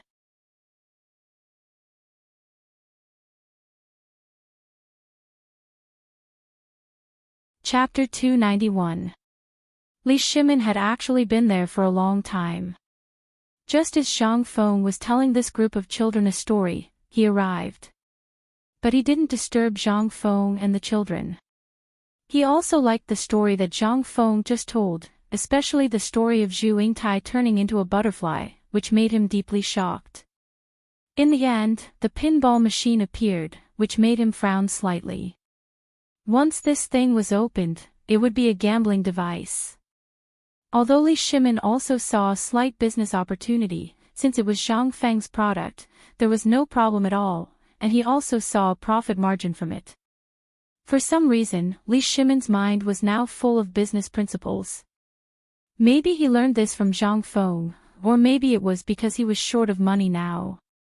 When Zhang Feng heard this, he was a little uncomfortable, and he stared at Li Shimin and said, "I say, Lao Li, are you also here to laugh at me? What the hell is this? You tell me, I haven't even seen the girl's face, and you've already arranged it for me. You should at least let me see what the girl looks like, right? You tell me, what kind of logic is this? I haven't even agreed, and you've already arranged it for me." Zhang Feng complained, and Li Shimin just laughed and shook his head. "I say, brother Zhang Feng. I don't know what kind of skills you learned after leaving your hometown, but you can't have this kind of thinking. Our ancestors once taught us that the parents' orders and the matchmaker's words should be carried out. Although your parents are no longer around, I still envy your neighbors. It's a good thing that they are worried about you. Besides, that old scholar looks like he's been through a lot. With his foresight, why are you afraid? I advise you to make some preparations. Prepare a decent betrothal gift, and then settle the marriage." Zhang Feng heard this and his face turned black. "Hey! I say, Lao Li, are you also here to be a lobbyist?" No. Li Shimin held back his laughter. He looked at Zhang Feng and said, "Actually, I've heard of the daughter of the Zhang family. Her beauty is not worse than those concubines in the palace. She is even prettier than them. Do you know the Empress's rules? I heard that girls can recite it backwards. Marrying you is not a disgrace to you." No. Zhang Feng shook his head repeatedly. "It's not even close yet." "Oh right, how did you know about this? Could it be that you were also sent here by the old scholar?" "No, it was just a coincidence yesterday. Old Cheng's son went to the government office to handle some matters and happened to meet shopkeeper Zhang. When he was chatting with him, he heard about this matter, so Tainyo went back to tell his father. Ha, old Cheng might have already started preparing a congratulatory gift for you at home. You know everything." Zhang Fang's eyes almost popped out of their sockets. "Yes. I know everything. But you don't have to worry. Shopkeeper Zhang is fine. He was just drinking with Tainyo and missed the time. He went back last night." Was Zhang Feng concerned about this? Not at all. What the hell was he worried about? He just felt that he would not have the face to meet old Qing and the others in the future. What the hell was this? Damn the feudal mindset. Why were girls not allowed to go out on the streets? Why did they have to listen to the matchmaker when it came to marriage? What kind of logic was this? Oh right. Li Shimin saw that Zhang Feng did not want to talk about this matter. He curiously pursed his lips and looked at the noise outside the curtain. He asked, "You like these children very much?" "More or less. I'm so bored that my balls hurt. I went to the old scholar and the others. They always follow me around and talk about marriage. I can only find children to play with. You know the old saying, a man has to start a career before starting a family. Do you think the old scholar doesn't understand this principle? He's really old and muddle-headed." Enough. Li Shimin was speechless. However, she rolled her eyes and asked, "I saw you telling them stories, but in the end, they are just the children of slaves. They can't read and will definitely be slaves in the future. Why don't you teach them how to read? Too lazy. Zhang Feng said bluntly. Lao Tzu will enter the palace in the future. How can he have the time to teach them how to read? Last time I asked the old scholar. If he was willing, I would put in the money and effort to set up a school for him. That old man refused. Let me guess, will I do it? Li Shimin curled his lips. He did not believe Zhang Feng's nonsense. He had seen Zhang Feng teach a dog called Juzi and steamed bun how to read. Moreover, those children were holding black charcoal and drawing on the streets. It was hard not to notice. Li Shimin did not notice anything before. But when he came today, an idea bloomed in his mind. Then, he mysteriously moved closer to Zhang Feng and asked, Brother Zhang Feng, can I discuss something with you? What's the matter? Zhang Feng looked at Li Shimin suspiciously. Looking at his smirk, he was definitely up to no good. Li Shimin rubbed his hands and said slowly, Why don't you build a school? I'll buy a house. I can even build one now. Not going. You, Lao Li, must be up to no good, right?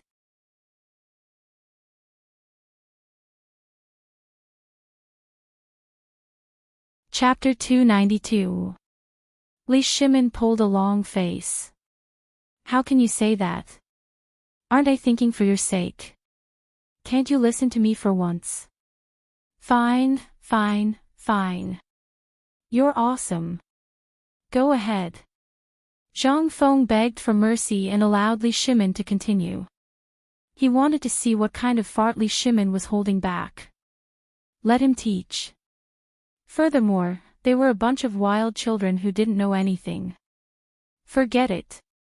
The Li family is rich and powerful. You can afford to hire a teacher. If you want to do good, go ahead and do it. It's like this.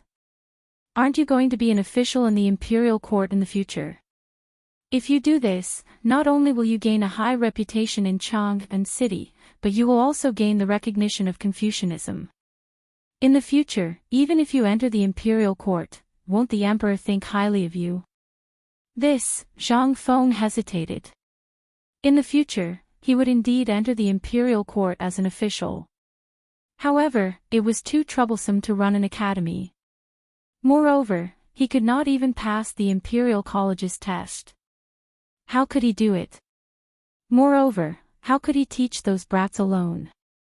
Now that old Li had brought this up, it must be because he was still thinking about how he had tricked Li gone. This was unacceptable. This was unacceptable. He would not die of exhaustion, but he would definitely die of anger. He was only 20 years old. At the thought of those teachers in the future, each and every one of them, Zhang Feng could not help but feel goosebumps all over his body. Seeing this, Li Shimin hurriedly said, I know you're thinking that there will be too many people and you won't be able to handle it alone, right? You don't want this. It's not that. Lao Li, have you thought about it? This matter is not as simple as you think. Have you thought about the Imperial College? Will the Imperial College allow such a thing to appear under its nose? Moreover, you know my temperament. The things I teach are all things that are different from this era. Why don't we just chat and brag? Why do you have to bring this matter to that? Once this matter is settled, I don't think I'll be able to wait until I enter the imperial court as an official. I'll be killed by those old fogies in the imperial court. Lao Li, you're setting me up. Li Shimin was stunned. Previously, his plan was too perfect. Moreover, he was also eager to lure out the people from the Guanlong group. He also wanted to clean up the imperial court. However, if Zhang Feng opened an academy, he would spend a lot of money to select the world's elites and then put them in Zhang Feng's academy. This way, he would only need a year to clean up all those things in the imperial court. At that time, he would have a replacement. At that time, he would truly be able to enjoy life. Those pedantic people in the imperial court, as well as the people from the Guanlong group, would be like flies buzzing in his ears as long as he didn't get rid of them. He was annoyed. Brother Zhang Feng. Don't worry about this. Aren't we in love with Lord Zhangsun now? Moreover, we have a little relationship with the imperial court now. Don't worry about the imperial college. Since I, Lao Li, dared to say it, I'll definitely settle this matter for you. Let me ask you one question. Are you going to do it or not? This is a chance for you to soar to the top. It's not that I don't want to do it. Zhang Feng spread his hands. In fact, he was also a little tempted. However, when he thought of the Guanlong group, his head hurt. Lao Li, I don't know if you know that most of the people in the Imperial College are Guanlong's people. What do you think I'm doing? I'm destroying their foundation. What do people hate the most in life? It's nothing more than seizing other people's family property, killing their parents, brothers, wives, and children. However, in the Imperial Court, I'm destroying their career. As long as this matter is exposed, both of us will be finished.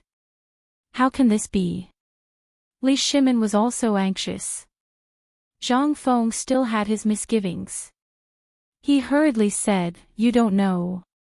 Last night, when we were drinking with Lord Zhangsun, I knocked him over with a jar of good wine. Guess what? He revealed a secret. The Emperor is going to make a move on Guanlong's people. If you set up an academy at this time, you'll definitely attract the Emperor's attention. Think about it, what are you doing? You're helping the Emperor. Moreover, you've helped him so much before. Will he not care about your safety? Let's not talk about anything else. As long as I talk to my connections in the Imperial Court, they can ensure your safety. What do you think? I won't do it. No matter what you say, I won't go." Zhang Feng shook his head like a rattledrum. However, he was stunned. That's not right. Lao Li, are you trying to set me up again? For the first time, Zhang Feng realized that Lao Li's mouth was actually so good at talking. Previously, he was the one who tricked Lao Li, but now, he was being tricked by Lao Li. How could this be? Li Shimin was stunned when he heard this. But who was he? After thinking about it, he instantly understood what was going on. He smiled and patted Zhang Feng on the shoulder. "Brother. I'm rich now, but when I think about your future, I can't sleep all night. So I thought about it with Old Wei and the others, and after seeing it today, I thought of this idea. Think about it, if we can help you suppress the matter of Guanlong, would you do it? On one hand, it can accumulate your reputation. When the time comes, if you can obtain the recognition of the Great Confucian before entering the Imperial Court and become a Great Confucian scholar, even the 5 surnames and 7 hopes, as well as the Guanlong group, will have to think about your weight. How about it? Do you want to do it? This."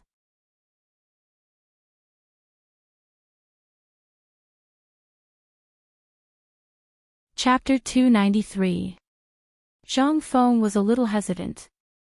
If Lao Li could really get Zhangsun Wuji to take action to ensure his safety, and if the Emperor was really going to take action against Guanlong, then, this could be done.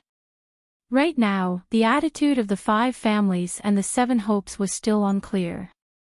That was to say, the 5 families and the 7 hopes didn't really want to shed all pretense of cordiality with the Imperial Court. Then, if it was just Guanlong, and the Emperor was really prepared to make a move, wouldn't that mean that no one would notice his little library? As for the Great Confucian, Zhang Feng was confident. He could just pull out something from his memories and he would be able to take care of them. If it really didn't work, then Lao Tzu could recite all the 300 poems of the Tang Dynasty. Let's see if anyone could take it. The more he thought about it, the more the light in Zhang Feng's eyes burned. As long as he became a great Confucian, even if he entered the palace in the middle of the night, no one would dare to stop him. The title of a generation of literati, in this era, would allow him to do whatever he wanted. Thinking about it, Zhang Feng felt excited. Asking Li Shimin, after seeing the passion in Zhang Feng's eyes, finally let go of the worry in his heart. In his opinion, this time, the bluff was successful. Zhang Feng agreed. Sure enough.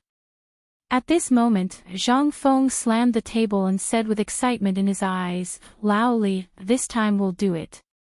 But the premise is to ensure our safety. After all, Guanlong's power is too great. With our current status, he can crush us with his little finger. Don't worry about this." Li Shimin patted Zhang Feng's shoulder.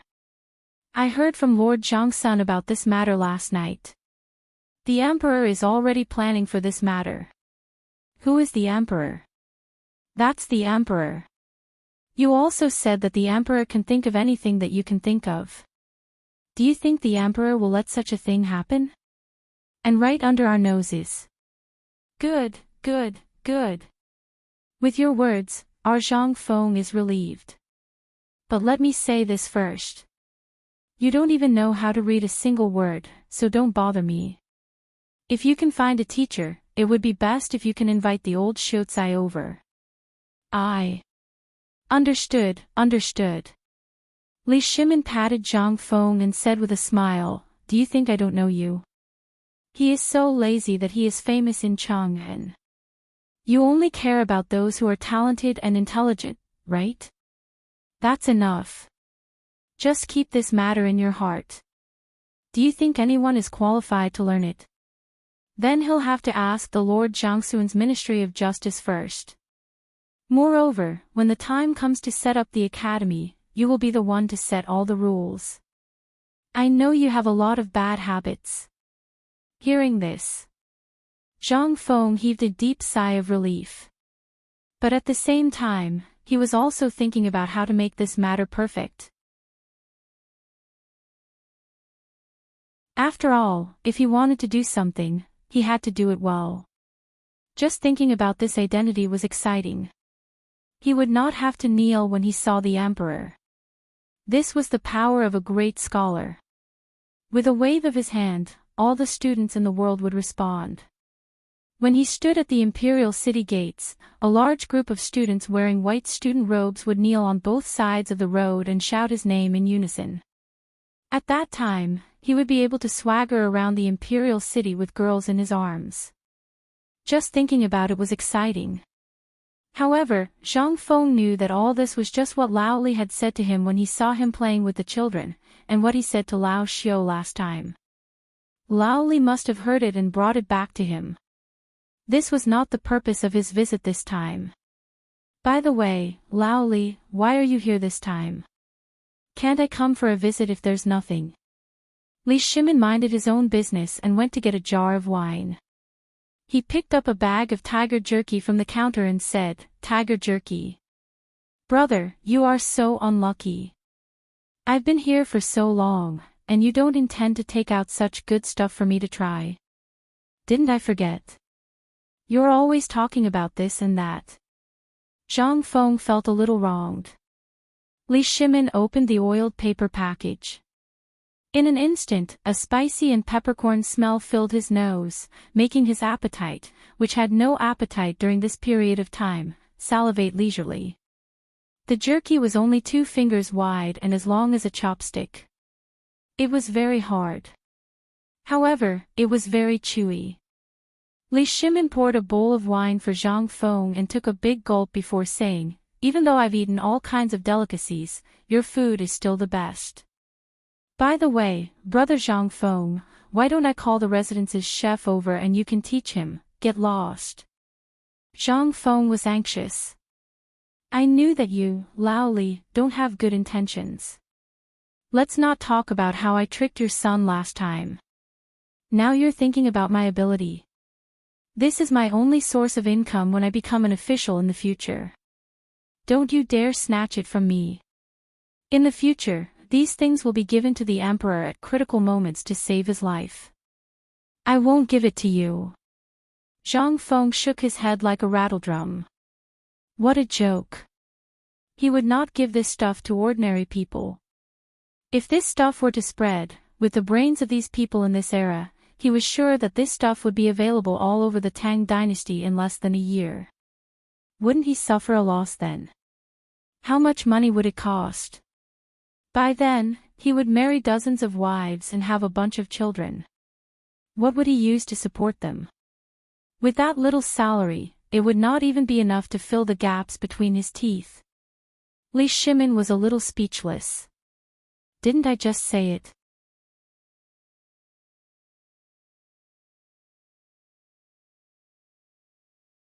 Chapter 294. You can't even talk about it. You're always thinking about what I have. You're really guarding against fire, theft, and brothers.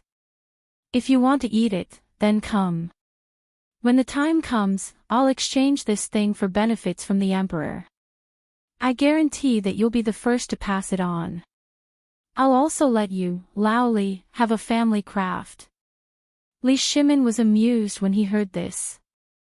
So, what you said before can't be passed down. That thing can be passed down, but sooner or later, those secrets will be learned by others. But this ingredient of mine has a secret recipe. As long as you keep the secret recipe, I guarantee that in the future, your Li family will definitely rely on this thing to be immortalized for generations. Really? Li Shimin was also interested. Zhang Feng glanced at Li Shimin, who was holding 2 pieces of tiger jerky and chewing it. You'll know when you see it. Okay, let's not talk about this for now. This is good stuff. When the time comes, we'll be brothers. If I eat a mouthful of meat, you won't miss a mouthful of soup, Lao Li. What are you afraid of? Isn't your business doing well now? Just that cooperative and the salt-making technique is enough for you to earn money that you won't be able to spend in 8 lifetimes. Zhang Feng glanced at Li Shimin with disdain. He was minding his own business as he tore the jerky. It would have been better if he didn't hear this. Once he heard this, Li Shimin put down his wine bowl and sighed. Brother, you don't know. This time, Guanlong is coming aggressively. Many of my businesses have been affected. Especially Long Yu, he can't advance, retreat. What do you think I should do? It would have been better if he didn't talk about business. Once he talked about business, Li Shimin was full of complaints. As he spoke, there were faint signs that he was about to cry. Seeing this, Zhang Feng felt a headache. Hey! Isn't it just this trivial matter? Don't worry. Let me tell you, this Guanlong group is a grasshopper after autumn. It won't be able to jump around for more than a few days. At this point, Zhang Feng glanced at the door mysteriously. Then, under Li Shimin's puzzled gaze, he said in a low voice, "To tell you the truth, they're finished." Li Shimin was stunned when he heard that. Almost finished. How come I didn't know about it? My head is about to explode because of Guanlong. Yet you're saying that he's done for. Are you kidding me? That was the Guanlong group. The 8 great clans, which had been operating for over 100 years, were about to be destroyed. Brother Zhang Feng, please don't use this matter to brush me off. Don't worry, I understand this matter. Li Shimin shook his head in distress. Hey! You still don't believe me. Zhang Feng simply rolled up his sleeves and hooked Li Shimin's neck. He pointed at his own nose and said, "So, you think that I, Zhang Feng, am joking?" Li Shimin didn't say anything. He only looked at Zhang Feng's indifferent expression and smiled disdainfully. Zhang Feng wasn't willing. Come. Let me help you. Although I, Zhang Feng, am usually not very serious, but look at that matter of mine. Does it look like a joke? Li Shimin heard this and frowned slightly. It seemed like it really was. Every time Zhang Feng said something, it would come true. And every time he didn't care, reality would give him a hard slap in the face. This made Li Shimin puzzled. He hurriedly asked, "Brother Zhang Feng, you said that Guanlong is finished. Where did this come from? Don't keep me in suspense." Okay. Don't be anxious, don't be anxious. How can I not be anxious? Zhang Feng patted Li Shimin's neck and said, "This time, Guanlong's forces were suppressed by the emperor. They will definitely take action. You only need to shrink all the industries under your hands. If that's not possible, sell all the industries suppressed by Guanlong's forces. Then, concentrate all the major industries near the waterways." Li Shimin was surprised. "Brother Zhang Feng, what do you mean?" Zhang Feng said faintly, "Because the Guanlong forces are about to be finished." Li Shimin was speechless. It was this sentence again. This was the second time Zhang Feng said this sentence today. But Li Shimin saw from all the information, documents, and everything else that Guanlong's forces were preparing for a big action. How could a force that had existed for more than 100 years be so easy to deal with? "It's almost finished." "I think you're saying that I'm almost finished." But Li Shimin also knew Zhang Feng's ability. He couldn't help but ask, "Brother Zhang Feng, don't beat around the bush. Just say it directly." "This is making me anxious." Li Shimin poured a bowl of wine for Zhang Feng and smiled bitterly. Seeing Li Shimin like this, Zhang Feng leisurely drank a mouthful of wine and said slowly, "Lao Li, think about it. I told you about the plan to deal with Tubo. Think about it first, then think about what I'm saying now." While speaking, Zhang Feng patted Li Shimin's neck and said, think about it carefully." Li Shimin's face suddenly changed. He remembered that Zhang Feng had also told him about the plan to deal with Tubo and the Turks in the tavern. Could it be that this time, Brother Zhang Feng also wanted to use this method to deal with Guanlong's forces? But how could a cooperative fight against Guanlong? Li Shimin couldn't help but ask hurriedly, "Brother Zhang Feng, if you have something to say, just say it.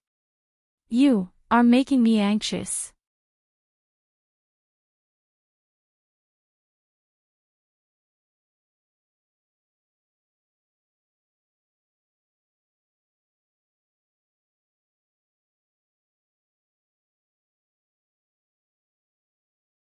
Chapter 296.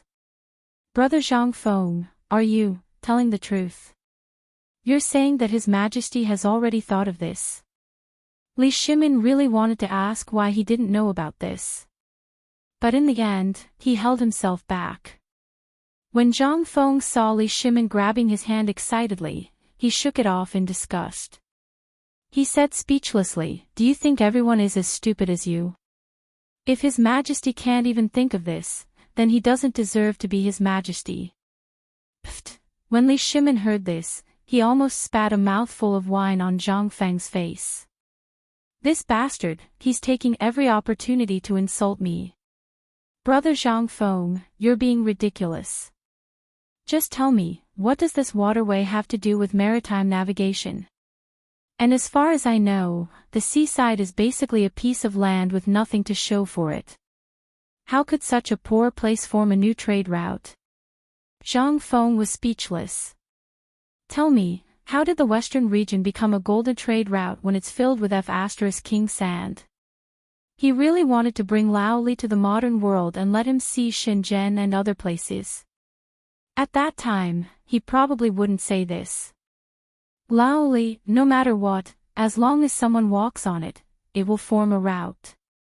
Let me ask you, since you often go to the various countries in the western region to do business, where did the merchants of the Tang Dynasty go on the furthest route? Li Shimin frowned, and a map of the western region flashed in his mind.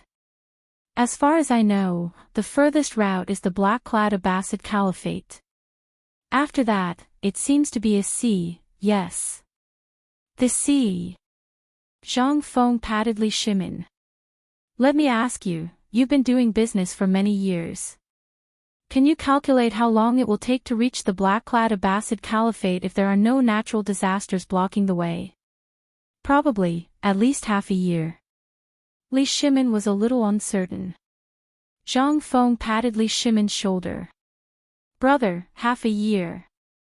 You know, if the fleet of the Tang Dynasty directly buys things from Jinla, with the power of the five-tooth warships and the assistance of the iron sheet boats, do you believe that the caravan of the Tang Dynasty can reach Hai in only 1 month? Do you believe it? Furthermore, do you know what's on the other side of the sea? At this moment, Li Shimin's mind was already a mess. 1 month. Half a year. He finally remembered some things from the previous dynasty. Emperor Yang of Sui was preparing to establish maritime trade, which was the Maritime Silk Road. Since the spring and autumn period and the Warring States period, such things had already existed. Even in the Qin and Han dynasties, and even the previous dynasties, why didn't he think of it? He had always been thinking about how to make the Tang dynasty prosperous, but why did he forget about this? At this moment, he could not help but recall the Silk Road on the sea that he had seen in the secret history. He had actually forgotten about all of this. Li Shimin's face was burning. Zhang Feng looked at Li Shimin, who was lost in thought and did not say anything. He knew that Li Shimin was now enlightened. After all, these things were things that even the ancestors knew. It was understandable that a small businessman like Lao Li did not remember. However, the emperor must also be preparing for this at this time. In this matter, he only played the role of adding fuel to the fire. The one who really made this matter have a real effect was the emperor. He believed that the emperor must have thought of this point. It was only a matter of time. After all, even if the emperor did not remember, he still had someone by his side, Wei Zheng. He also had Zhangsun Wuji, who was smarter than a monkey. He even had Fang Mao and Du Duan. How could Li Shimin not know these things? Now that he had made the fuse of the 8 rivers, and Li Shimin did not think of it, then there must be someone in the imperial court who knew about it. The opening of Hainan Airlines was also the best solution that Zhang Feng came up with to deal with Guanlong. You, Guanlong, are awesome. You occupied a mountain and became a king. You monopolized the Silk Road of the Tang Dynasty. You are awesome. However, Lao Tzu started his business from the waterways. You can't do anything to me, right? Moreover, the emperor has the most awesome five-tooth warship of this era. He also has Lao Tzu's iron sheet boat. If you have the ability, you can go too. Lao Tzu's iron sheet boat can't kill you. In fact, he was doing this to save his own life. After all, he had caused too many things in the past. Moreover, he was in Chang'an City where crooks mixed in with honest folk. Although his appearance was inconspicuous now, as long as Guanlong wanted to find out the manufacturing method of the official salt and his information, it would be as simple as crushing an ant. Even if he did not make a move now, when he went to the imperial court, Guanlong would make a move on him. This was why Zhang Feng was not willing to enter the imperial court in the beginning. Instead, he had to wait for that broken system to be activated. He could not afford to offend those people. Moreover, it was in this era where human life was cheaper than a dog's. Therefore, he needed to borrow some people's hands to help him get rid of the obstacles before he entered the imperial court. It was also at this time that Li Shimin took a deep breath. Without saying anything, he stood up excitedly and bowed. Brother Zhang Feng, you are the living Zhuge. Lao Li, I admire you. Don't. Zhang Feng waved his hand. Zhuge, I said that he is my disciple. Moreover, this is something that I must do. Think about it, with my talent, once I enter the imperial court, I will definitely be a thorn in the eyes of the 5 clans and 7 Wang, as well as Guanlong. A small shrimp like me, if I don't plan ahead, then when the time comes, before I even enter that place, there will only be a cup of yellow soil left.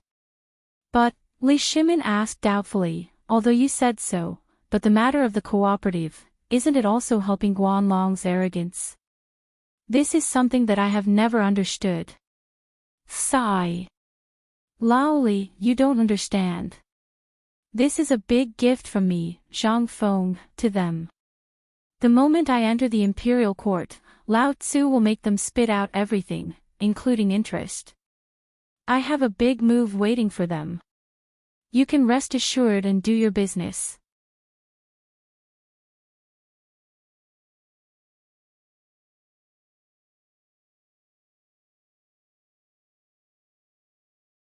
Zhang Feng patted the back of Li Shimin's head. You taste it. You taste it. Don't worry. After saying that, he took the bowl of wine and drank happily. Li Shimin, however, was deeply shocked. Was there a need to think about it? He was the one running this cooperative. And this cooperative, as well as the production of the banknotes, were all done by him personally. How could he not know? But he still couldn't figure it out. He couldn't understand the twists and turns. Li Shimin couldn't help but ask, Brother Zhang Feng, I still don't quite understand what you're talking about. Although the emperor is in charge of this cooperative, but, what's the difference? There's a big difference. Zhang Feng sighed. Lao Li, you're lucky you didn't become an official. Otherwise, you'd still be counting money for others after being sold. Li Shimin's mouth twitched. Brother Zhang Feng, let's not talk about this, okay? Okay. Then let's talk about this. This is the emperor's idea. Think about it, why does the emperor want to do it himself? That's because the emperor wants to centralize power.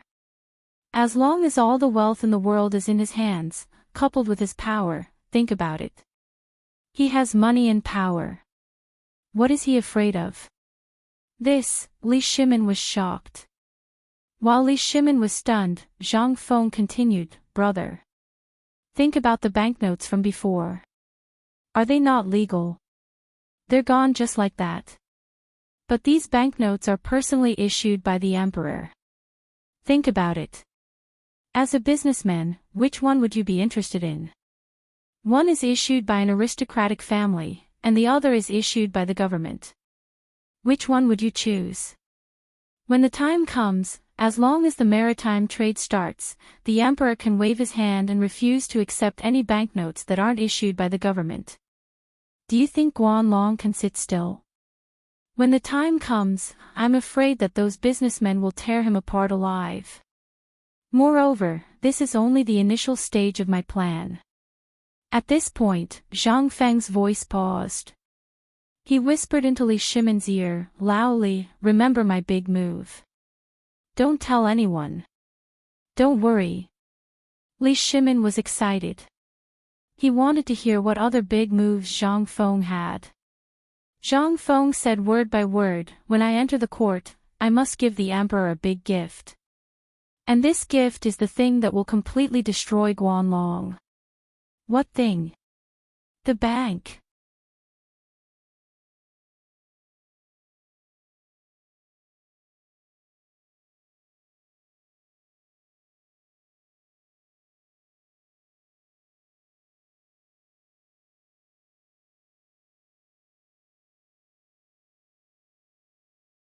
Chapter 299.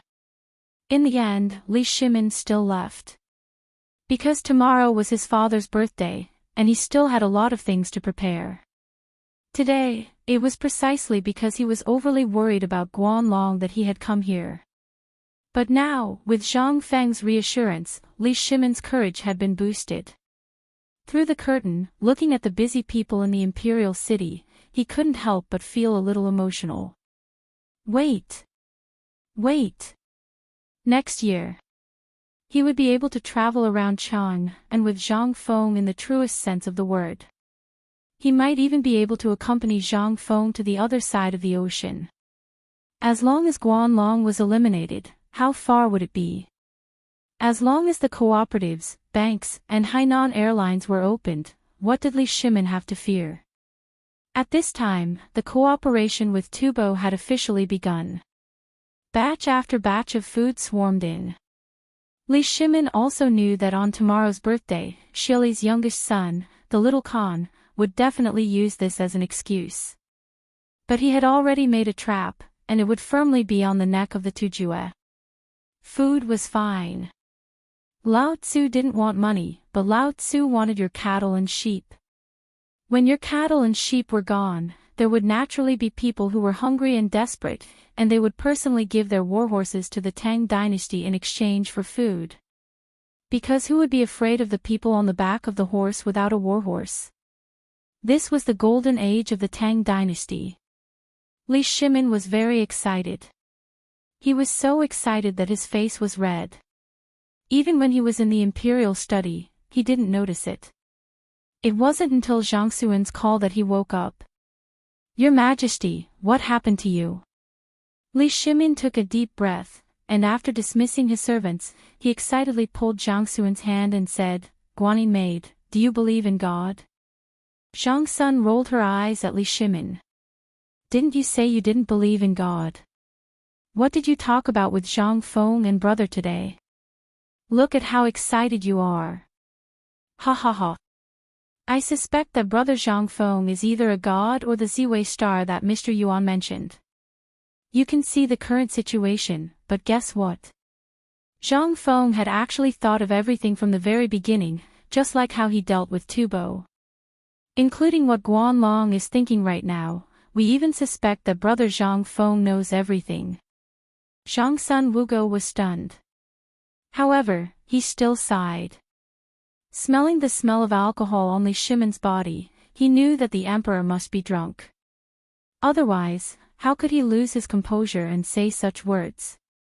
However, she still gently poured a cup of tea for Li Shimin and said, "I don't believe that brother Zhang Feng is a god.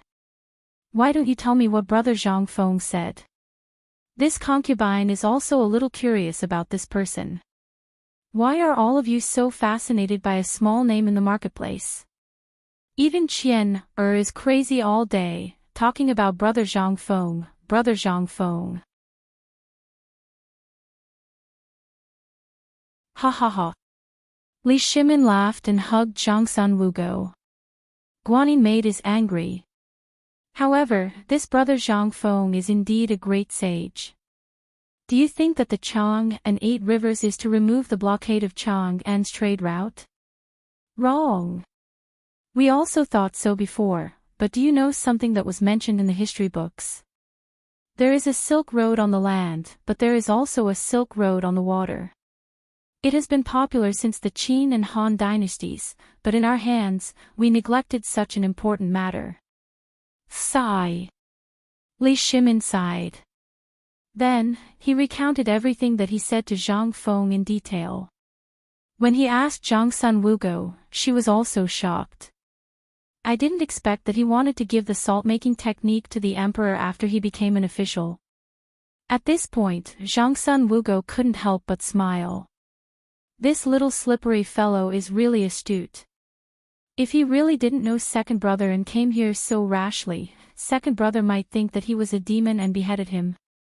Li Shimin heard this and cut Zhang Sun Wugo's nose. He said, "Am I so unbearable in Guanyin maid's heart?" Hearing this, the two of them laughed out loud. "Guanyin maid is wrong. We will really do as brother Zhang Feng said and take him to be sworn brothers." Ha ha ha. Li Shimin thought of several times when he was drunk and wanted to take Zhang Feng to be sworn brothers. Now that he thought about it, how ridiculous it was. How lonely. Moon pass. The person who was imprisoned by the moon. Li Shimin couldn't help but look up to the sky and sigh.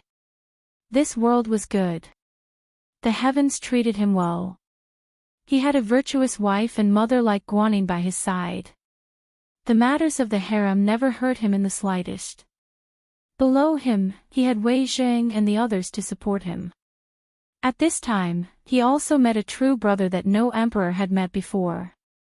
How lucky was this? Seeing Li Shimin's strange expression, Zhangsun Wugo also sighed. She snuggled tightly in Li Shimin's arms, as quiet as a cat. However, this silence didn't last long. A soft voice in return quickly separated the two of them. Reporting to the emperor, Prime Minister Wei and Zhangsun Wugo, Fang Xianling, and Du Ruhui have come to report on the preparations for the retired emperor's birthday. Li Shimin tidied up his clothes and waved his hand. Come in.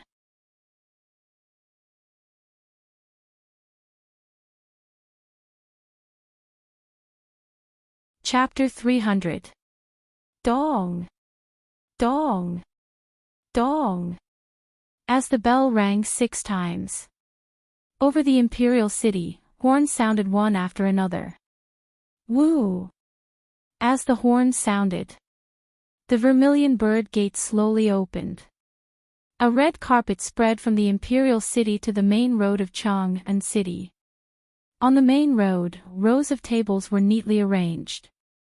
As the gate of the imperial city opened, the firecrackers of Chang'an City, which had long been spread out, roared like thunder.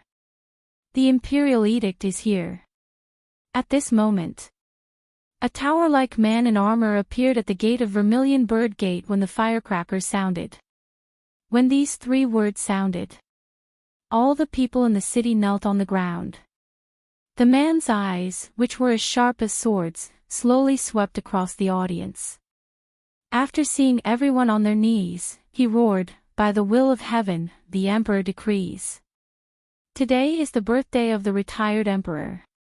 The whole world is celebrating. I'll hold a banquet for all the people in the city to thank you for what you've done before. Thank you, Your Majesty." Everyone choked on their words. 3 days ago, they got the notice from the government that the emperor would hold a banquet for all the people in Chang'an City on the birthday of the retired emperor. Everyone thought it was impossible. But today, they really saw what was possible. In just one night, thousands of imperial guards had laid out red carpets and tables in Chang'an. It was not until the imperial edict was announced that the people woke up from their dreams. It turned out that all of this was true. The emperor really wanted to hold a banquet for them. After thanking the emperor for the imperial edict, the strong man waved his hand. Start the banquet. Although Chang'an City was full of jubilation at this time.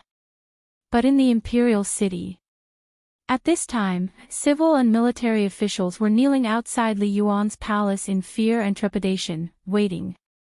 The emperor, the empress, and the crown prince had been in there for 2 hours, but they hadn't come out until now. No one knew what had happened. In Li Yuan's palace, Li Yuan was leaning against a concubine's chest, watching the singing and dancing in the field, ignoring Li Shimin and his family, who were standing in the hall with their backs bowed. Little Gizi couldn't stand it anymore. He wanted to step forward, but Li Shimin stopped him with a look. However, at this moment, in Chang'an City, the sound of firecrackers reverberated to the sky, making Li Yuan slightly frown.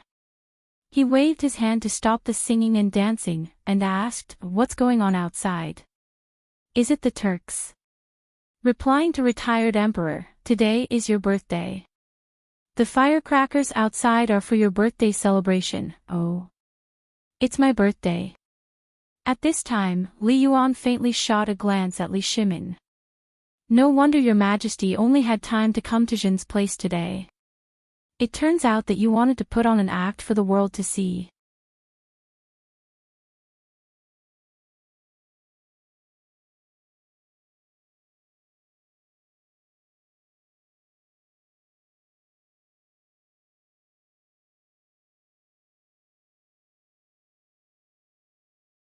He lowered his head and tried hard not to let his tears flow out. He got up and drank a cup with Li Shimin. Just as Li Shimin expected. This wine was Zhang Feng's wine. Anyone who drank it for the first time would be infatuated with such a fine wine. This was the true meaning of fine wine. After Li Yuan raised his neck and poured it down, his face instantly became incomparably red. But he still raised his head, closed his eyes, and enjoyed that ball of fire in his mouth, slowly flowing into his stomach. Only then did he exhale and shout, "Good wine. My son, what wine is this?" He did not call Li Shimin by his nickname, nor did he call him Imperial Father. Instead, he called him my son. The Guanlong group that was prepared to watch a good show was shocked. All the officials present were aghast. The outsiders were shocked. Even Xieli's youngest son, that incomparably arrogant little Khan, also narrowed his eyes slightly at this time. They were all waiting to see Li Shimin make a fool of himself. As long as Li Shimin made a fool of himself, then they would be able to come up with a countermeasure at this time. But at this time, they were disappointed. And Wei Zheng and the rest also finally relaxed at this time. These were all arranged and handled according to the previous arrangements of Zhang Feng and his brother. Li Shimin did not know about these. Zhang Sun Wuji turned his head slightly, recording all the expressions of everyone in his mind. Only then did he nod to Wei Zheng. The plan succeeded. Naturally, the trouble between the Turks and Tubo was also resolved. And the matter of Guanlong also went bankrupt in this nickname. Li Shimin did not know. But Li Yuan was not stupid. He was facing the officials. What kind of expression the officials had, how could he not know? At this moment, he finally believed in Li Shimin's actions. Come, Qing Qian, good daughter-in-law, come, Quan, Huf, Qing Cave, all of you come, let's toast a cup of wine together. Li Yuan finally resolved the estrangement between Li Shimin and himself. Zhang Sun Wugo and Li Shimin personally filled the cups of wine for Li Yuan and the princes. Then, they stood behind Li Yuan and faced the officials. Officials, I am very gratified today, I am very gratified. With you, the glory of the Tang Dynasty is just around the corner. I am old, but I am not confused. I have seen everything you have done. I hope that in the future, you will assist the emperor well and take care of the Tang Dynasty well. How about it? How could the officials dare to be rash? They hurriedly got up and knelt on the ground. Even the foreigners got up and knelt on the ground at this time. We swear to die. Good. In the end, Li Yuan's tears still fell, but at this time, the tears were so happy. Good. Come, let's drink this cup. Thank you, Your Majesty. Thank you, Your Majesty. Thank you, Your Majesty.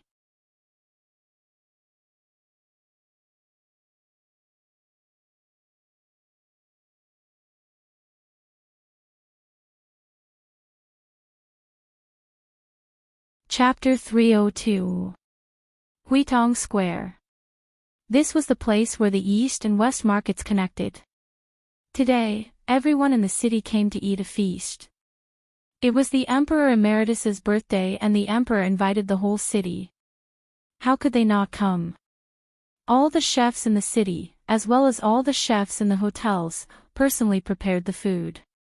This was something that no one could eat on a normal day. However, Zhang Feng was not among them. He didn't like him.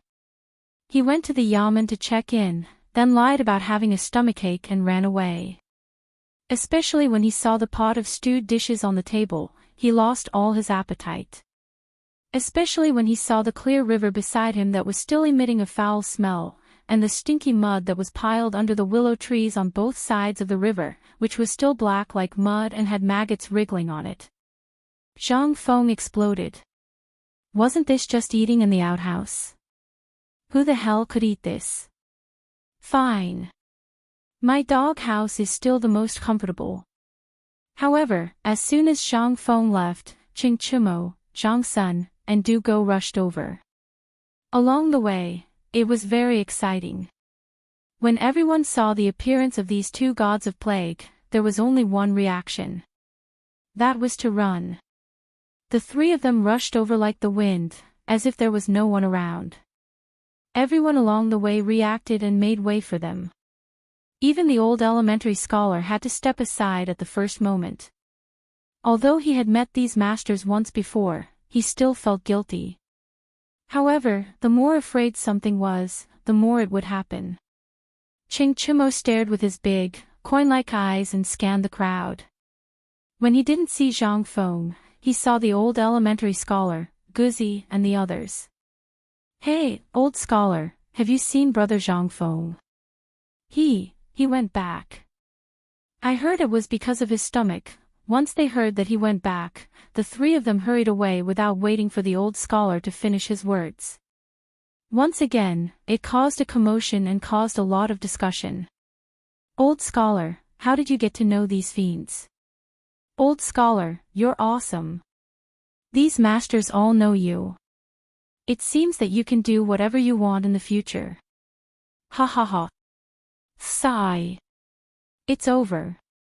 They're looking for Feng Zi so fiercely. Could it be that Feng Zi offended them? It's over, it's over. Let's go back and take a look. If they do something to Feng Zi, we have to help." "Yes. Let's go, Feng Zi treats us well. That poor child, if he offends these masters, he won't have a good life. There's no need to go." Elementary scholar Lai slowly sat down and waved his hand. Everyone was dumbfounded. Zhu Zi's father, in particular, was holding a black stone that was bigger than his head in his hand. Hearing the old scholar's words, everyone was still bewildered. But when they thought about it, even if those gods of plague beat up Zhang Feng, there was nothing they could do. What could they do there? That was the same as waiting for death. And looking at the big tiger that was given to Zhang Feng last time, everyone was even more confused. Sigh. We don't understand the lives of young people. As they spoke, everyone sat down again. On the other side, Zhang Feng had just laid down on the recliner and was about to go meet the Lord of Zhou. But at this moment, a loud noise came from outside the door, causing him to sit up involuntarily. Bang! Feng Zi. We're here to eat the rich. Come out and receive the guests. What the F*** CK? Lao Tzu's door. Bastard, don't be so arrogant. Pay for Lao Tzu's door first. Zhang Feng went crazy. Looking at the door that was kicked to pieces by Ching Chimo, his eyes turned red. What the F*** CK, did he grow up eating stones? One kick. Lao Tzu's door. Zhang Feng's heart ached. His head hurt. His whole body hurt. Hee, that. I used a little too much force. But don't worry, I'll change it for you. I'll change it to a Phoebe Jinan door. Ching Chimo saw Zhang Feng's face as black as the bottom of a pot and knew that he was in trouble. But he was excited.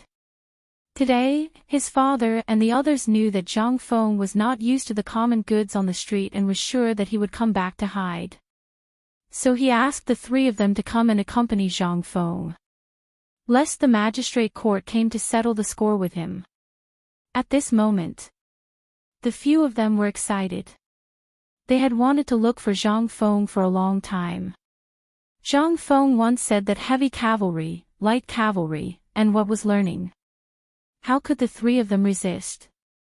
If it weren't for the recent major incident in Chang'an City and their father's order for everyone to help, they would have come long ago. Originally, Wei Shuyu wanted to come too.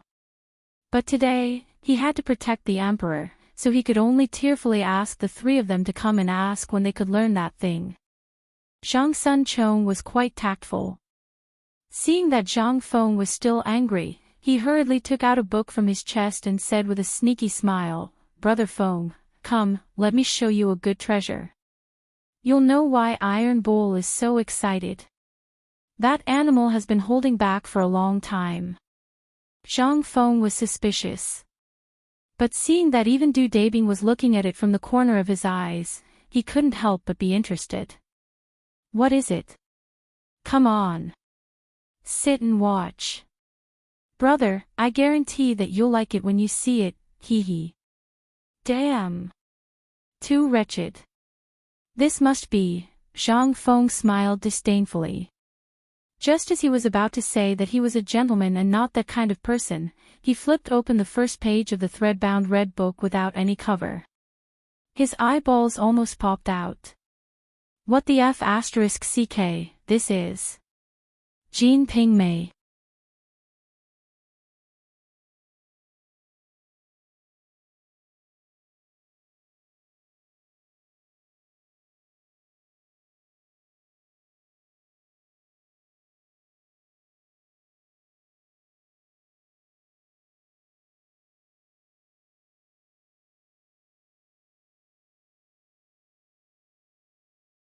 Instantly, the natural fragrance of the smoked meat attracted the attention of the three people. Zhang Feng's food was simple and crude. Although it looked bad, it had a different kind of forthright feeling. Moreover, although it was simple cooking, whether it was the smell or the taste, it was better than pig food. Ever since the three of them had eaten Zhang Feng's food, they felt like vomiting when they tried their own food. It couldn't be helped. They were picky. At this time, they couldn't care about other things. Each of them picked up a piece of meat that was not much smaller than their heads and gnawed on it. While gnawing, the three of them even stepped on the stool with one foot. Brother Zhang Feng, brother, where is the wine? Bring the wine, bring the good wine. After the three of them ate a few mouthfuls, they found that Zhang Feng was actually squatting there and gnawing on a pig's leg. He didn't have the consciousness to take the wine. This made the three of them unable to sit still. They wanted to take it themselves, but when they thought of the after effects after drinking the so-called alcohol last time, they were afraid. If they took that thing out again, it would kill them. Zhang Feng heard this and got up reluctantly. He went to the wine cabinet and deliberately knocked out 3 jars of strong liquor with a degree of 65 and threw them to the three of them. He then took out a jar of liquor from the bottom of the wine cabinet. It was only a dozen degrees of liquor, but the three of them were also thieves. After being forced to drink a few times, they suddenly learned to be smart. They saw Zhang Feng take 3 jars of liquor from the top and throw them to the three of them. Then, he took the wine from the bottom. Even Ching Chumo knew that this guy was definitely going to force them to drink. How could this be? The three of them were not fools. They were also good at drinking. Seeing this, the three of them laughed. You don't want to take the wine, right? Fine, then I'll take it myself. Ching Chumo snatched the jug of wine from Zhang Sun Chang's arms and slapped the mud seal off the jug. He gulped it down like water and threw it to Zhang Sun Chong after gulping down a few mouthfuls. Only then did he let out a deep sigh. Good wine. Ha ha ha, this is good wine. But isn't this a little too F***king bland? Zhang Feng's eyes twitched when he heard that. He had a bad feeling about this. While Zhang Feng was dumbfounded, Chen Chumo took a jar of wine from the top of the wine cabinet and squatted in front of the dumbfounded Zhang Feng. Zhang Feng's legs started to tremble. The wine on the top. Damn, that was liquor with more than 70 degrees. He was finally being pecked in the eyes by an eagle. He slapped his eyes and didn't want to look at Chen Chumo and the other two. He said painfully, Brother, I've been heaty recently. I can't drink this stuff. Are you trying to kill me?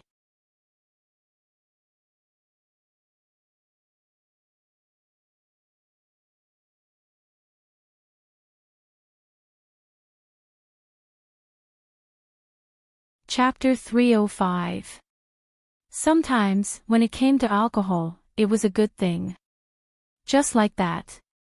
Zhang Feng, Ching Chumo, and the other two were drinking merrily as if nothing had happened. Ching Chumo and Zhang Sun Chong were veterans at drinking. Today, they came prepared. They wanted to drink Zhang Feng until he was drunk. Revenge for last time. No matter how Du Go tried to persuade them, it was useless.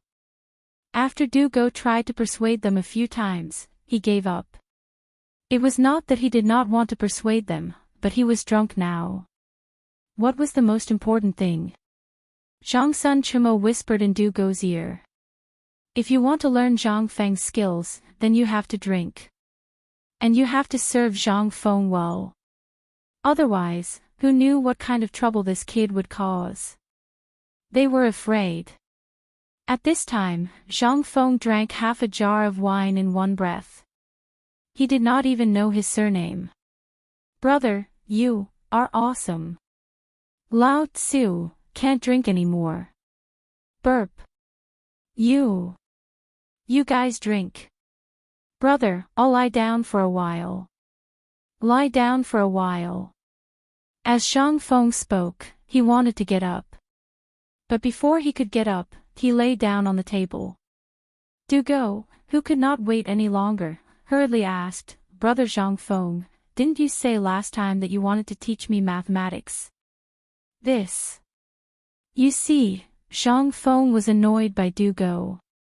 He waved his hand and said, What's the rush? Why the F***ck are you grumbling like a monk? Come. You want to learn mathematics, right? Come. Bring me paper. Du Go, Zhang Sun Chong and the other two heard this and their eyes flashed with joy. They hurriedly took a pen and ink from the counter. Zhang Feng also dizzily dipped some ink. He bit the tip of the pen and thought for a while. Then, he wrote on the paper, 9 to divide, 1 to 1, 1 to 10, 2 to 5, 2 to 10, 3 to 31. 9 to 1, 9 to 10, 9 to 10. In front of Du Go and Zhang Sun Chang's dumbfounded gazes, Zhang Feng spent almost an hour in a daze before he finally managed to figure out the division table. Halfway through, he drank a bowl of soup made with green oranges and eggs. Only then did he sober up a little. Otherwise, he would have fallen asleep long ago. And at this time, could Du Go let him sleep? He could not. Therefore, after he finished writing the division table, Zhang Feng ran to the backyard, grabbed his throat with his fingers, and forcefully spat out everything in his stomach. Only then did he feel slightly better, and most of his drunkenness sobered him up. But he was still a little scared. Damn it. Luckily, he had a deeper memory of this era. Moreover, ever since he confirmed with Lao Li that he wanted to set up this school, he had made preparations beforehand. Only then did he subconsciously write the division table. He picked up a bucket of water and poured it over his head. Instantly, his whole body trembled and he woke up from his drunkenness.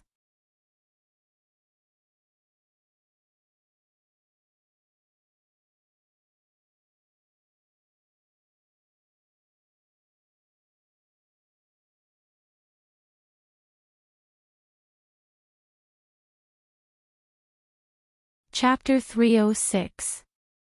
Du Go was hopeless. Now, he was completely immersed in the physics that Zhang Feng had mentioned. Although he was very curious about the physics, he only subconsciously thought that it was definitely the so-called martial arts of the boorish man. He despised those things from the bottom of his heart. He took the initiative to take the responsibility of guarding the door, so that they could go out freely. Hearing this, Zhang Sun Chong and Qing Chimo raised their hands in agreement. They did not want to do such a joyous thing. Why would they put a fly on the side when they had nothing to do? Just like that. The two of them carried Zhang Feng and walked slowly out of the tavern. When they walked out of the tavern, they realized that the banquet outside had already ended. The sun had also moved from the top of their heads to the west. On the street, a group of bare-chested men were holding palm leaf fans or straw fans, swaying back and forth on the street. It seemed that they had eaten too much and were now digesting the food. However, at this moment, they saw Qing Chimo and Zhang Sun Chong carrying Zhang Feng out of the tavern. They followed the gaze of the three of them and saw that the door of Zhang Feng's tavern had been broken into pieces and was still piled up at the door. Zhang Feng was quite popular. At this moment, when they saw this, everyone was shocked. Although they were afraid of the stubbornness of these two devils, Zhang Feng was being carried by them. They did not know if he was drunk or something, but now he was calling these two guys brothers. How could this be? Uncle, he could not help but pick up a stick. Although his legs were shaking, he still stood on the road and blocked Qing Chumo's path. Two masters. Did Feng offend the two of you in any way? If that's the case, I'll help him. Get out of here. Qing Chumo had a bad temper and was a stubborn child. At this moment, when he saw that a slave dared to block his path, he could not help but wave his hand in annoyance. They were waiting for Zhang Feng to treat them to a drink and also wanted to see the so-called physics knowledge. Who would not be annoyed when they were suddenly blocked? But this time, Uncle he did not retreat. Although the cold sweat on his face had wet his chest, he still did not retreat. At this moment, the dog took out a stone from nowhere and threw it at Qing Chumo's big butt from behind. Qing Chumo grimaced.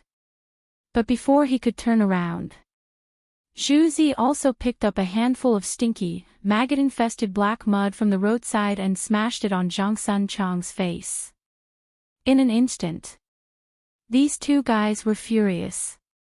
Damn! Little bastard, you dare to hit me. Believe it or not, Grandpa will feed you. Beat him. Save Fengzi. At some point, the old scholar held a bamboo pole and hit Qing Chumo with it. Although Qing Chumo did not faint, at this moment, he saw stars. Men! Fengzi has been caught by the devil.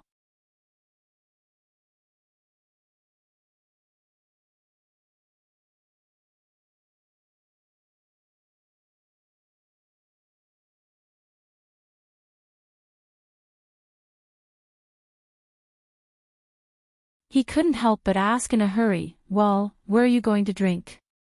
Also, what did you guys say you wanted him to see for himself? He had a nagging feeling that something was wrong. Zhang Feng said in a low, muffled voice, well, I invited them to the brothel, to drink. It's just as simple drinking and dancing. As he spoke, he ran away with the other two. Only the dumbfounded crowd was left. To the brothel. What the hell? This, oh my god. Feng Zi is finally enlightened. After being stunned for a moment, the old scholar finally smacked his lips and looked at the backs of the three people, stroking his white beard and laughing out loud. And the tense atmosphere finally turned into a burst of laughter in this sentence. Ha ha ha. No wonder Feng Zi is so secretive. It turns out that he really wants to enlighten himself. Yes. Good. Good. This time, the marriage with the Zhang family is a success. Ha ha ha ha. Old scholar, you found a good matchmaker. Let's go. Let's go to Feng Zi's tavern to drink. By the way, we'll help him look after the tavern and wait for him to come back. Ha ha ha. Chang'an was big. In fact, it was quite big. But in terms of small, it was also very small. And at this time, after Li Yuan's birthday banquet, when there were many people, it was as if he had grown wings. Although Zhang Feng said that he wanted to watch the singers sing, who would believe it? With stubbornness, how could he run away? Therefore, the matter of Zhang Feng going to drink wine with prostitutes became a popular topic for everyone to digest delicious food. Finally, Zhang Feng didn't want to be a monk anymore. He was finally enlightened. Among them, the most excited ones were none other than the old elementary scholar and the others. But when this matter was blown to Li Shimin's ears, Li Shimin was dumbfounded. Are you sure that Qing Chumo and Zhang Sun took Zhang Feng to drink wine with prostitutes? In the corner of the imperial garden, little Gizi called Li Shimin to the side and deliberately turned his back to Li Yuan. This matter was seen by my subordinates with their own eyes. So it should be true. Hearing this, Li Shimin. He couldn't help but burst out laughing. Ha ha ha ha. This is really the second happy thing today. Li Shimin smacked his lips, pointed at Qing Yaojin and the others, and said, "Wait, tell them and let them be happy." He actually went to the brothel too. Thinking about it, Li Shimin couldn't help laughing again, which made everyone a little confused.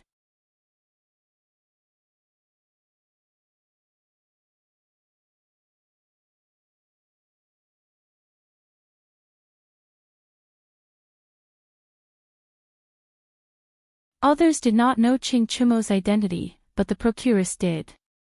Moreover, she had seen the crown prince in fear and had come here countless times with these two guys. Even if she ate a bear's heart and a leopard's gall, she would not dare to offend Qing Chumo and the others. However, at this time, he was with a stranger. Although he looked very handsome, this was very unfamiliar. Although she had doubts in her heart. But when she saw Zhang Sunchong and Qing Chumo so serious, she hurriedly waved her hand and shouted, "Jing Shu, where the hell are you? Get out here. Your Mr. Right is here." Hearing that, Qing Chumo had an impulse to vomit blood. Zhang Sunchong also felt the same. This Jing Shu was famous for her beauty in Chang and city. But that woman was a chaste woman. Unless it was her Mr. Right, she would definitely give up her life. She was too beautiful, so no one dared to force her. "Brother Zhang Feng, congratulations on your double happiness." Zhang Sunchong and Qing Chumo each patted Zhang Feng's shoulder. In an instant, Zhang Feng's eyes rolled back and he almost fainted. He did not understand. Wasn't it just a prostitute? Was it necessary? "If you want it, I'll give it to you. I'm here to experience the brothels of the ancient times, not to do that kind of thing." But he did not dare to say it now. He could only be carried into the brothel by the two, surrounded by a group of women. In an exquisite and small attic on the third floor of the brothel. A woman with a thin face but incomparably beautiful, cold and elegant, was gently stroking a guqin. She was very beautiful. She was as beautiful as a snow lotus on an iceberg. She was once the daughter of a big shot in the previous dynasty. When she was only 10 years old, she was sold to the brothel. 9 years. Although she was born in such a brothel, her amazing knowledge and talent in poetry and song made her famous in the entire Chang and city in an instant. She had heard the brothel keeper talk about the Mr. Right countless times. However, all of them disappointed her to the core. So, she never stepped out of the clean place that she risked her life to fight for here. Ding! She gently plucked the strings of the zither in her hand. A melodious zither sound instantly filled the air like a refreshing breeze. This caused Zhang Feng to suddenly stop in his tracks. He looked at the third floor of the brothel in astonishment, at that melodious zither sound. He asked in surprise, "This sound of the guqin?"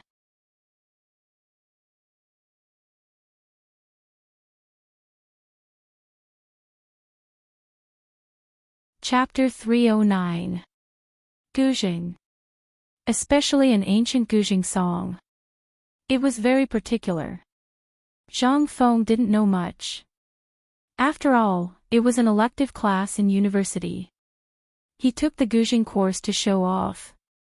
But before he could show off, he came here. At this moment, Zhang Feng was stunned when he heard this song. It was the song that made him famous by the school bell, 18 beats of the hujia. At this moment. Wasn't it similar to the time when he heard this Guzheng song in his memory? It was just that, things were still the same, but people were no longer the same. At this moment, everyone saw that Zhang Feng was so intoxicated by this song. Qing Chumo and Zhang Sun were naturally very proud. "Did you see that? My brother knows this song. Go and call Jing Shu out." Who the hell is saying that none of Lao Tzu's brothers know this song? Without waiting for Qing Chumo to finish showing off, Zhang Feng had already recited the meaning of this Guzheng song in his memory. The sky is boundless, the earth is boundless, the sorrow in my heart is also gone. Life is fleeting like a white steed, but I can't be happy when I'm in my prime. I want to complain to the heavens, the blue sky is not faded, I look up at the clouds in the sky. Who can pass on the 9 beats of nostalgia? Zhang Feng's voice wasn't loud, but every word was sonorous. In fact, his thoughts at this time were just quiet in the past. In his memory, that cold girl sat indifferently by the window on the 3rd floor, quietly playing this sad song. And because Zhang Feng wanted to show off, he climbed over the wall and ran to the lawn outside the female dormitory to play with the school bell. Although he didn't know if the school bell knew his name in the end, Zhang Feng had no regrets. Because at this moment, the sound of the guzheng reminded him of those brothers in his gradually blurred memory. It also made him remember his identity at this time. That was enough, and in the attic on the 3rd floor. The sound of the zither trembled slightly, as if she was very excited and hurried. However, she still did not make any move to go downstairs. Instead, she played even more hurriedly. The sound of the zither was sometimes like a storm, sometimes like a quiet snow lotus. At this moment, everyone was dumbfounded. He forgot that he was in a brothel. The procuress was dumbfounded. It was because she remembered that this song was the first test for every young talent to meet Jingshu. Zhang Feng was the only one who could cause such a huge disturbance in her zither strings. And he remembered one more thing. When the son of a high-ranking official wanted to marry her, Jingshu climbed onto the roof and stubbornly pressed a dagger against her heart. She also set a rule on that day. Whoever could make her play the 2nd song would have the right to step into her loft. She would marry anyone who could unravel her Chu-yi. But what about today? Could it be?